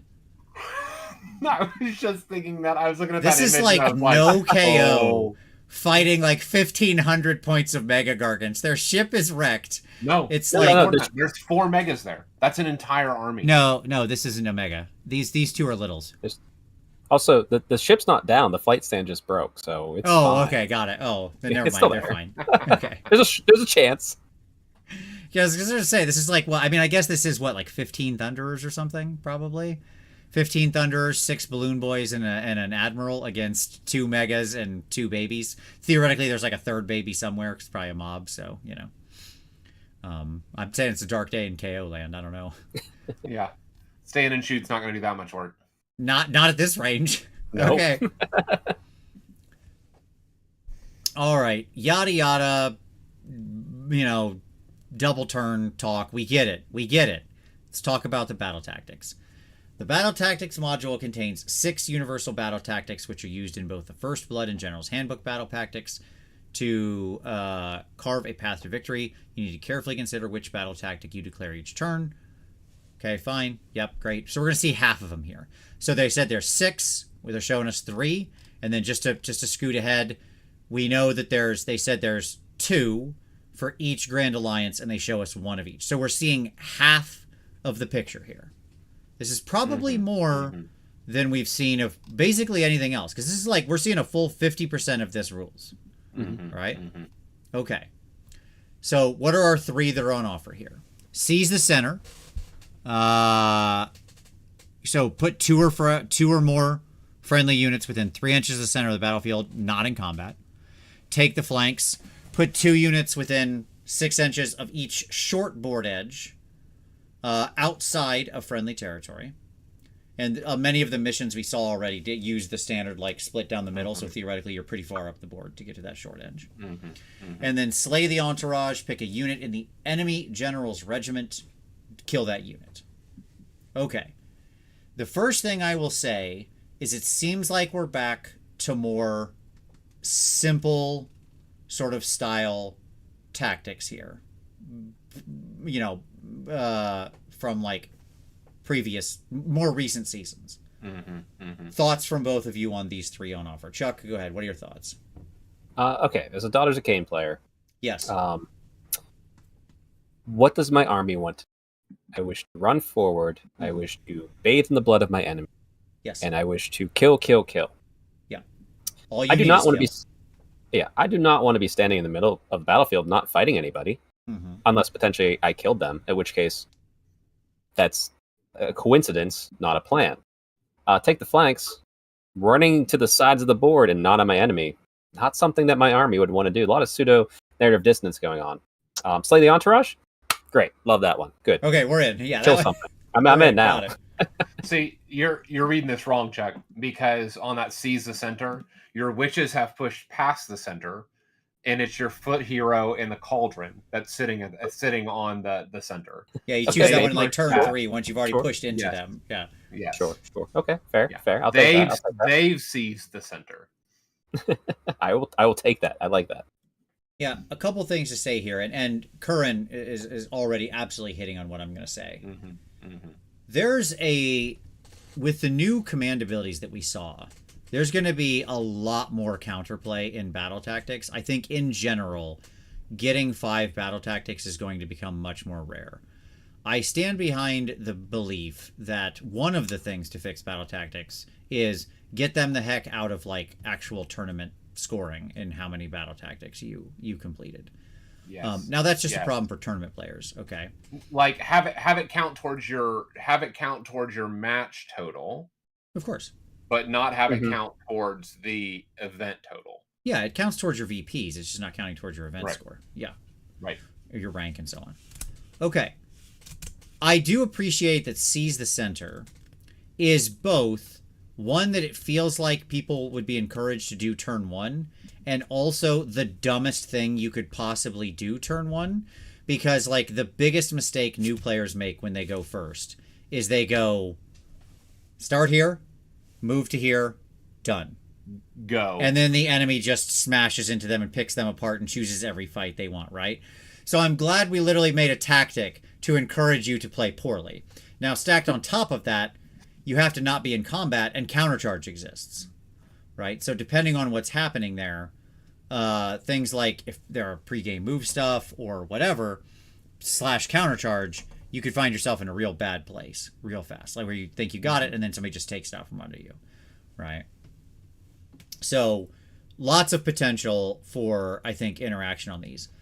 I hope that there's more kill in the other three, honestly. I'd like to see 2 or 3 of these be kill oriented in some way, but we'll see. Kill the general. I don't know, whatever, man. Like, whatever, okay? Just kill oriented in some way. Honest answer. You know, the thing about the Slay the Entourage is you, like, none of these are great turn 1 picks, is what I'll say, from what's on offer here. Okay? So, you know, that's my first thought.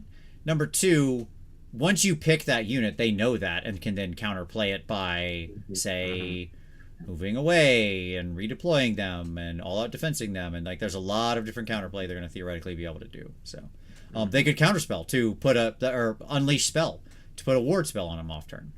Right? Yep. So, there you go. Okay. All right. Yes, I don't need to know this. Like, I got it. Fine. I understand how it works. Thank you for your tactical insights, marketing team. All right, so at any rate, now let's talk about the alliance battle tactics. So you'll have a total of 8 you can choose from. As I said, we're going to look at that. We get to see half of them here. So our order one is Reclaim the Realms. You complete this battle tactic at the end of your turn if there are 1 or more friendly units wholly within each quarter of the battlefield more than 6 inches from enemy units. Okay. That's what That's my a dogs lot of love units doing. not in combat. Like, once again, yeah. I guess if you kill them in 2 of the quarters, like if you kill the enemy unit to a man and just destroy everything you're in a fight with, you will technically complete this. Right? As long as there was no other unit within 6 inches. Mm-hmm. So, you know. But again, very counterable. Right? Very, very counterable. You move up and they countercharge you or deploy closer to you or whatever and then force you to charge them and then you don't kill them all. Like, there's so much counterplay option here, right? Okay. Death marked for the grave. Pick a non-hero enemy unit that has not had any models slain this battle. If there are no non-hero enemy units on the battlefield, you can pick any enemy unit. You complete this battle tactic at the end of your turn if that unit is destroyed. So you've got to take it from top to dead, right? From full to dead. Tough. Could be tough. Could be late in the game. There might not be any qualifying units, so you have to pick a hero, and heroes are often hard to remove, so on and so forth. I think that death one's actually pretty hard. But the hero doesn't have any models slain. Yeah, I understand. You could, like, if there's no valid things, then you can pick a hero. No, but I understand that. But also, like, you can have wounds on that hero. Oh, sure. Yeah. Of course. Like, if you can find the wounded hero when there's no valid targets anymore, that's sort of a thread the needle best case scenario. Yeah. Right. I actually quite like the death one. I think it's going to be actually much harder than it reads. I really do. Because, like, topped up units, depending on what the army construction looks like. I mean, I don't know. Am I doing a lot of shooting in Flesh Eater Courts or Night Haunt? No, that's my point. Right, but, like, so most units you've got to melee them down from dead to that. Sure. That's my point. Yeah, sure. And like that is very counterplayable, right? That's what I'm saying. Not just by all the normal stuff, right? Yeah. Like you're choosing that unit, and then in response, they're going to go, "Great, I cast a spell off turn, put a 5/up ward on them." If that's a choice they have, right? Sure. Like, that's my point when I say it's very counterplayable. Okay. Yes. Pick an objective, chaos. Pick an objective controlled by your opponent. You complete this battle tactic at the end of your turn. If 2 or more friendly units charge this turn, 1 or more of those units are contesting that objective, and you control that objective. Okay. That one's better, much better, I think. Because, like, oftentimes people will have weak objectives, like weak hold on objectives. You want to be charging often, so like ABC, okay, seems pretty good. And only one of those units needs to actually stick around contesting, right? So the other one can just kind of charge anywhere, so that's fine. And then destruction, time to get stuck in. Pick 3 friendly units that are not in combat and wholly within friendly territory. You complete this battle tactic at the end of your turn if each of those units is wholly outside of your territory and used a fight ability this turn. Let's go, boys. Now we got there. I mean, like, obviously, again, there's still certainly plenty of counterplay to that, and people can redeploy away from you and stuff like that, but you'll want to obviously set up good charges where you can move a lot of units to where they have multiple charge options, right? Because all you needed to do is really, like, charge and fight. So, probably, I think, the easiest of the 4 on offer would be my read. I think if I had to rank them from sort of easiest to hardest, it would be destruction at the top, chaos under it, then order, then death as the hardest. That's my ranking. But okay. Thoughts, Chuck, on these 4? Are you excited to go move out to 4 quarters of the battlefield and sit 6 inches away from your opponent? That's what your daughters wanted to do, right? I would say what I've heard is I'm going to continue, assuming the War Scroll stays somewhat the same, to bring 2 Kanarai in every daughter's list immediately because I have to do this. Sure. That's what I heard. That's what I read there. I mean, it's true. Yep. Absolutely. The Kanarai tax always remains real for the Daughters of Cain. Tom, what are your thoughts here on these guys? It's fine. I just hate all of it. Sure. I hate everything that they've created here and that they've centralized and moved to the center of the new edition.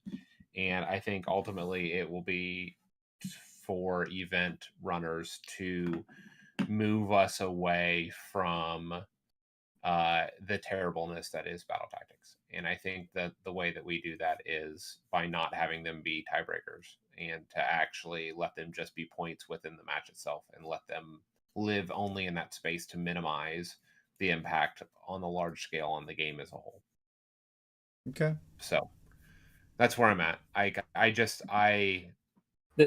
mean, that's a big picture thing. That's not just the Alliance ones, but I think it's ultimately true, right? That all of the the drudgery that we've kind of universally come to in the last year, right?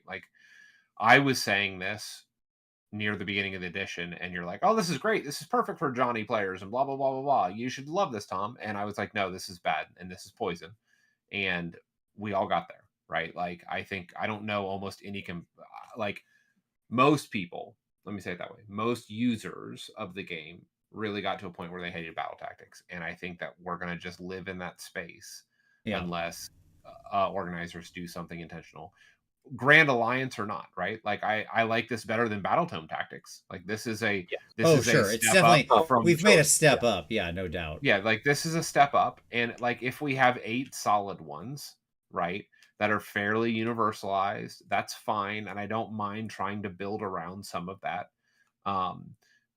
I hate having my list dictated, but it's fine. It can work, right? I hate it in what it's doing, but I understand why they're doing it. My hope is that as long as we can move it away from being part of the scoring, the grand event scoring, then I think that we'll be in a much healthier place for the game. Yeah.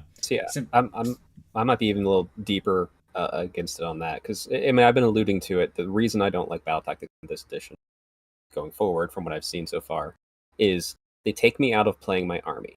Well, this being just in the book, and there's only a few of them, that is a much better system to keep it a balanced, more attainable game across the board, as opposed to book battle tactics. I'm a Daughters of Cain player with 5 easy tactics every game. I don't like battle tactics because they tend to not let me play my army in the way my army would want to play, whether that's narrative or even just way the War Scrolls are written. Book tactics allowed you to do that a little bit. So you've removed that layer from it, but you're still forcing me to play. I feel like I'm playing a game, but I'm not playing my army in the game, and that's where my distaste for battle tactics is in. And even if you change the scoring, I'm still having to do these things that maybe I don't feel my army would care to do. Yeah. That's where my issue comes with it. So it's a little bit deeper than yours, Tom, but it's also, because I pull in my narrative influence personally to bring that emotion out. I think that's perfectly logical. Like, there are a lot of times where these aren't tactics, they're tasks, right? Yeah. Like, that's not what, like, we call them tactics. That's not what they are, right? Chores. They're battle like chores. They're battle chores, right? Like, make sure you get your chores done by the end of the 5 turns. And I like the narrative dissonance is real, and I hate it. Yeah. Because like in the current incarnation, I spend the game only thinking about battle tactics, not actually thinking about taking objectives. Because if I just play the game, I'll take objectives and I'll do that. That's fine. But it's actually the battle tactics that actually consume a disproportionate amount of mental energy. And that's the Lord of the Rings meme with Faramir and Denethor, when Faramir is like, you wish that, it's the scene where Faramir is like, you wish that we had switched places, that I was dead and that he was here. I wish Grand Strategies also were here. Yeah, exactly. Yeah, I want to make that. Somebody needs to make that meme, or I need to make that meme where it says battle tactics, and it's like Denethor is like GW designers, and it's like, you wish I was dead and Grand Strategies were in my place. Like, yes, I wish that. Or like Vince, sorry, I'm Denethor. There we go. I wish that, not GW design people. Yeah, I wish that. Well, here's the deal, Vince. We make a module that is essentially Grand Strategies, but the difference being that it's a group of Grand Strategies that you have to rotate through over the course of the entire event, and maybe you have a pool of 8 of them randomly assigned. Does this sound familiar at all? Yeah, sure. I understand. It's schemes. It's our schemes from years ago. Yeah. I would like this so much better if this was like a thing like that you were trying to accomplish over the course of the game that was worth 10 of your 50 points or something like that, right? Where it's like, it's somewhere over the course of the game, you have to do this thing and it's worth like 1/5 of your score. Okay. Yeah. Like, I would find that a much more compelling system, especially as you could get a lot more narrative into it. It wouldn't be dictating the flow of the battle every single round, which is what these do. These are just so heavy still.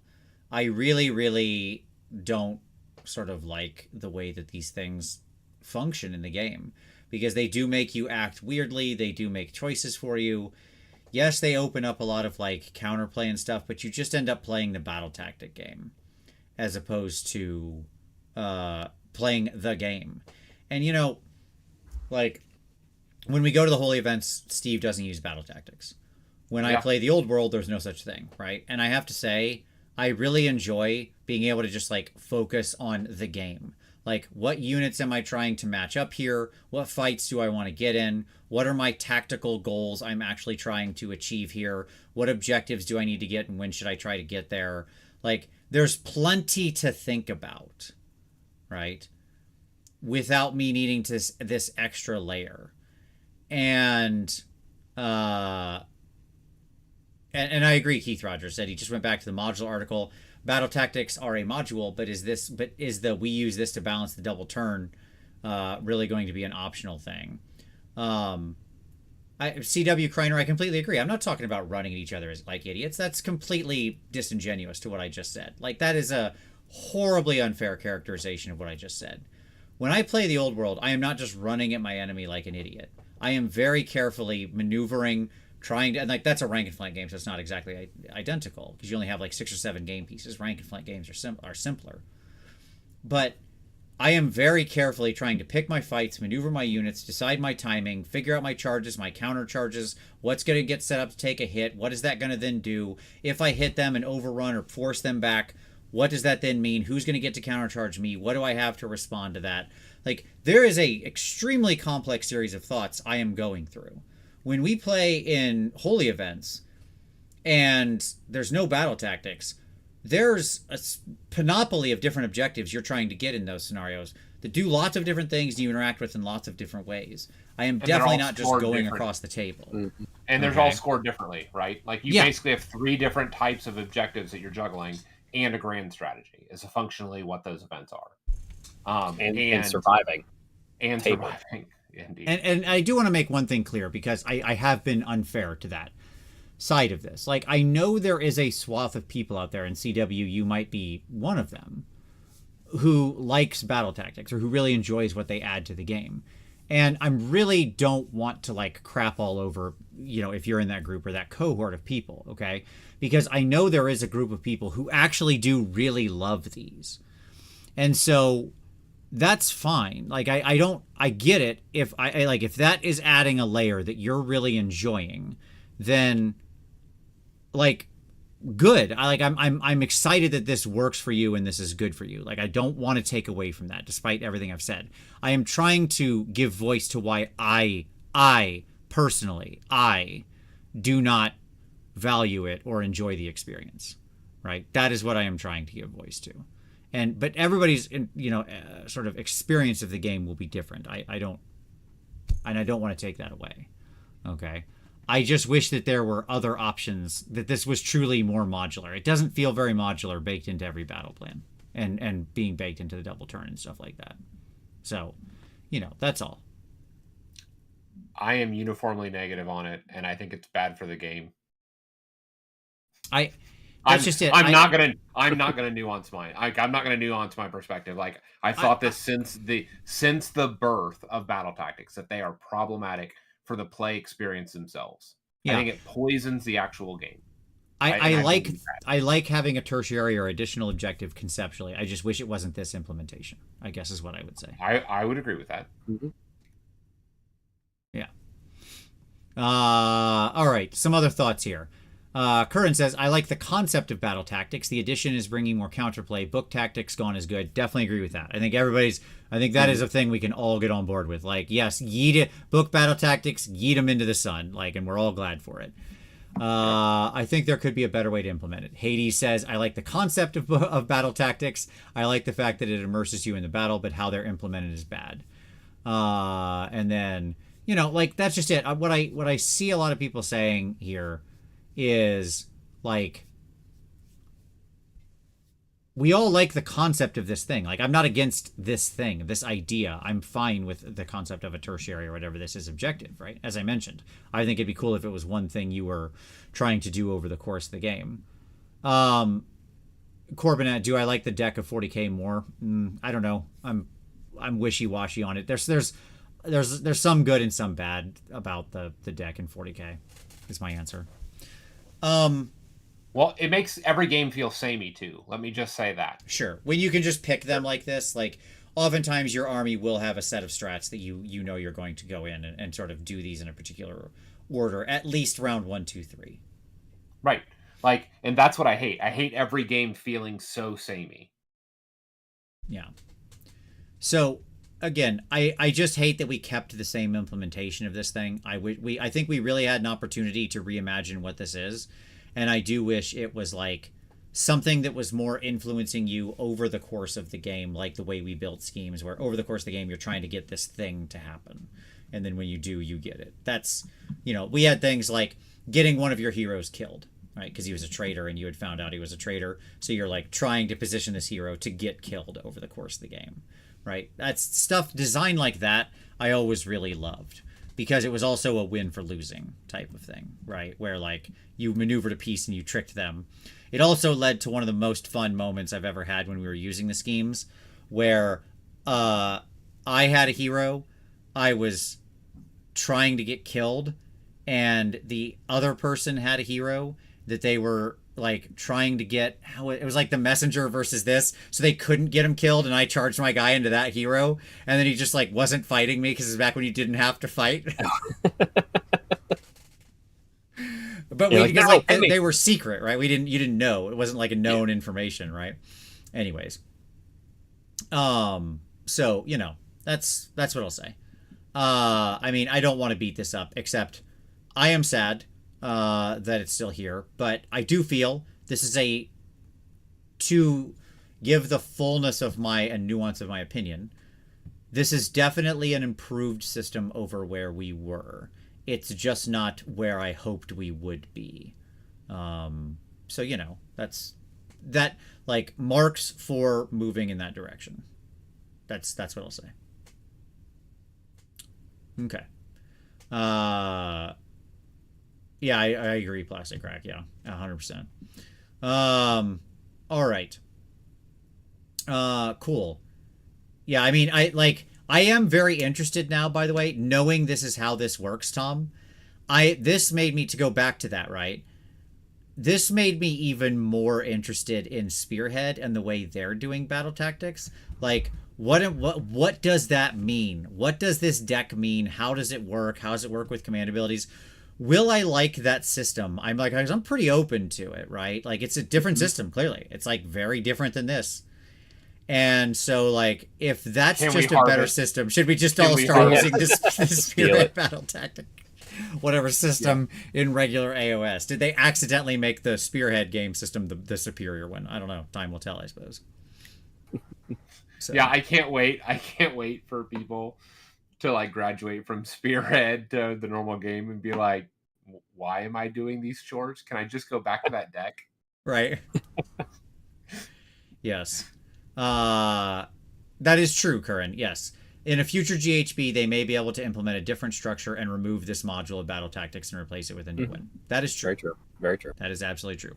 It is a rip and replace. They can do that. Well, even in one of the articles, they said grand strategies are gone for this GHB. Doesn't mean that GHB. That can't be that could be the swap even potentially. So, yeah. If Vince had to choose for a full paint set for AK 3rd Gen or Army Painter Fanatic, I'm looking for the box for our nephews and I. Between those two, Army Painter Fanatic, if those are your two choices. There you go. Okay. Yeah, I don't know. So that brings us to the end of the article.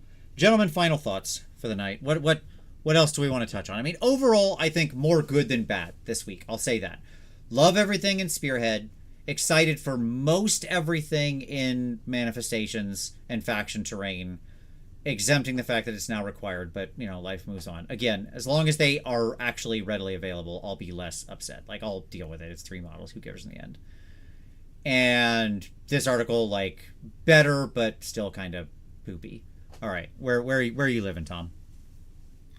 I mean, I like the first two, I'm hot on. Like, I love it. I love everything about it. Battle tactics, they're poison, and I haven't seen anything here that has convinced me otherwise. Okay, fair enough. Chuck? Well, I did some research before jumped on the call here, because I track my Daughters of Cain games. Yeah, and I will be stopping that because I'm going back to the if I win, I will put a trophy in my models. I'm tired of having the stress of having winning records with my Daughters of Cain, because it's just like, then I feel like I have to win. Sure. But that said, I have always been open. I like the second edition. That's been my favorite edition of Sigmar so far. I have played 20 more games with my Daughters of Cain alone in third edition than I did in second edition. So even though I don't like this implementation of battle tactics, and I'm kind of like with you, Vince, like, I don't want to bring extra models, but I'll probably end up will, and it's fine for the manifestation. It's fine. It's not going to be a deal breaker for me or anything. Like, who cares in the end? The reality is this is Age of Sigmar. I love it. And if that just means I skip out on the battle tactics module for casual play, and that's how I get my fun, sure. And I play back tactics whenever I'm at a tournament, sure, that's fine. This isn't stopping me from being excited about the new edition of the game. Well, that was where I was going to go next. So given the fullness of what we've seen so far, where are you sitting on your excitement level for the new edition? Like 1 through 10. 1 being like, no, God, no, I hate it. I'm everything about it. By the way, chat, chime in here. I want your ratings, 1 through 10. I want to hear it. If you haven't hit like yet or done those buttons, hit those things. Click dings. Clicky, clicky. All right. 1 through 10, Tom. 1 being, no, God, please, no, why? 10 being, I am so excited right now. I can barely contain myself. I am vibrating at a sort of higher energy level. So where are you at in that spectrum? I'd say I'm still probably an 8, even Okay. with the terribleness of the battle tactics. Like an 8, 8.5. Okay. Chuck, where are you Because sitting? because Oh, bias good. Good, inside, John. by the way, it just means that I get to design and fix the system, right? Sure. Like I get Yeah, I there you get go. 2 things that I love, and then the thing I don't, I'm just gonna design something better. Yeah. Yeah. Okay. Chuck, where you living? I'm probably a solid 7. Um, I'm more excited than not, that's for sure. And there's options to play with Spearhead and the core game now. Um, yeah, I wouldn't say I'm like, oh, let's go. I need it right now because I also have this other game that I really enjoy a lot of too. So like I'm Sure. not highly vibrating for it, but I got a small buzz. Okay. Very good. Yeah, I think overall I'm probably still rocking an 8. I think that's where I'm at right now. Very excited. Very excited. And I don't get excited about much of anything, but I think I am pretty excited about this. I like Plastic Crack said battle tactics knocked off 4.5 on its own. Woof. Oh wow. The East Germans really came in hard with the score there.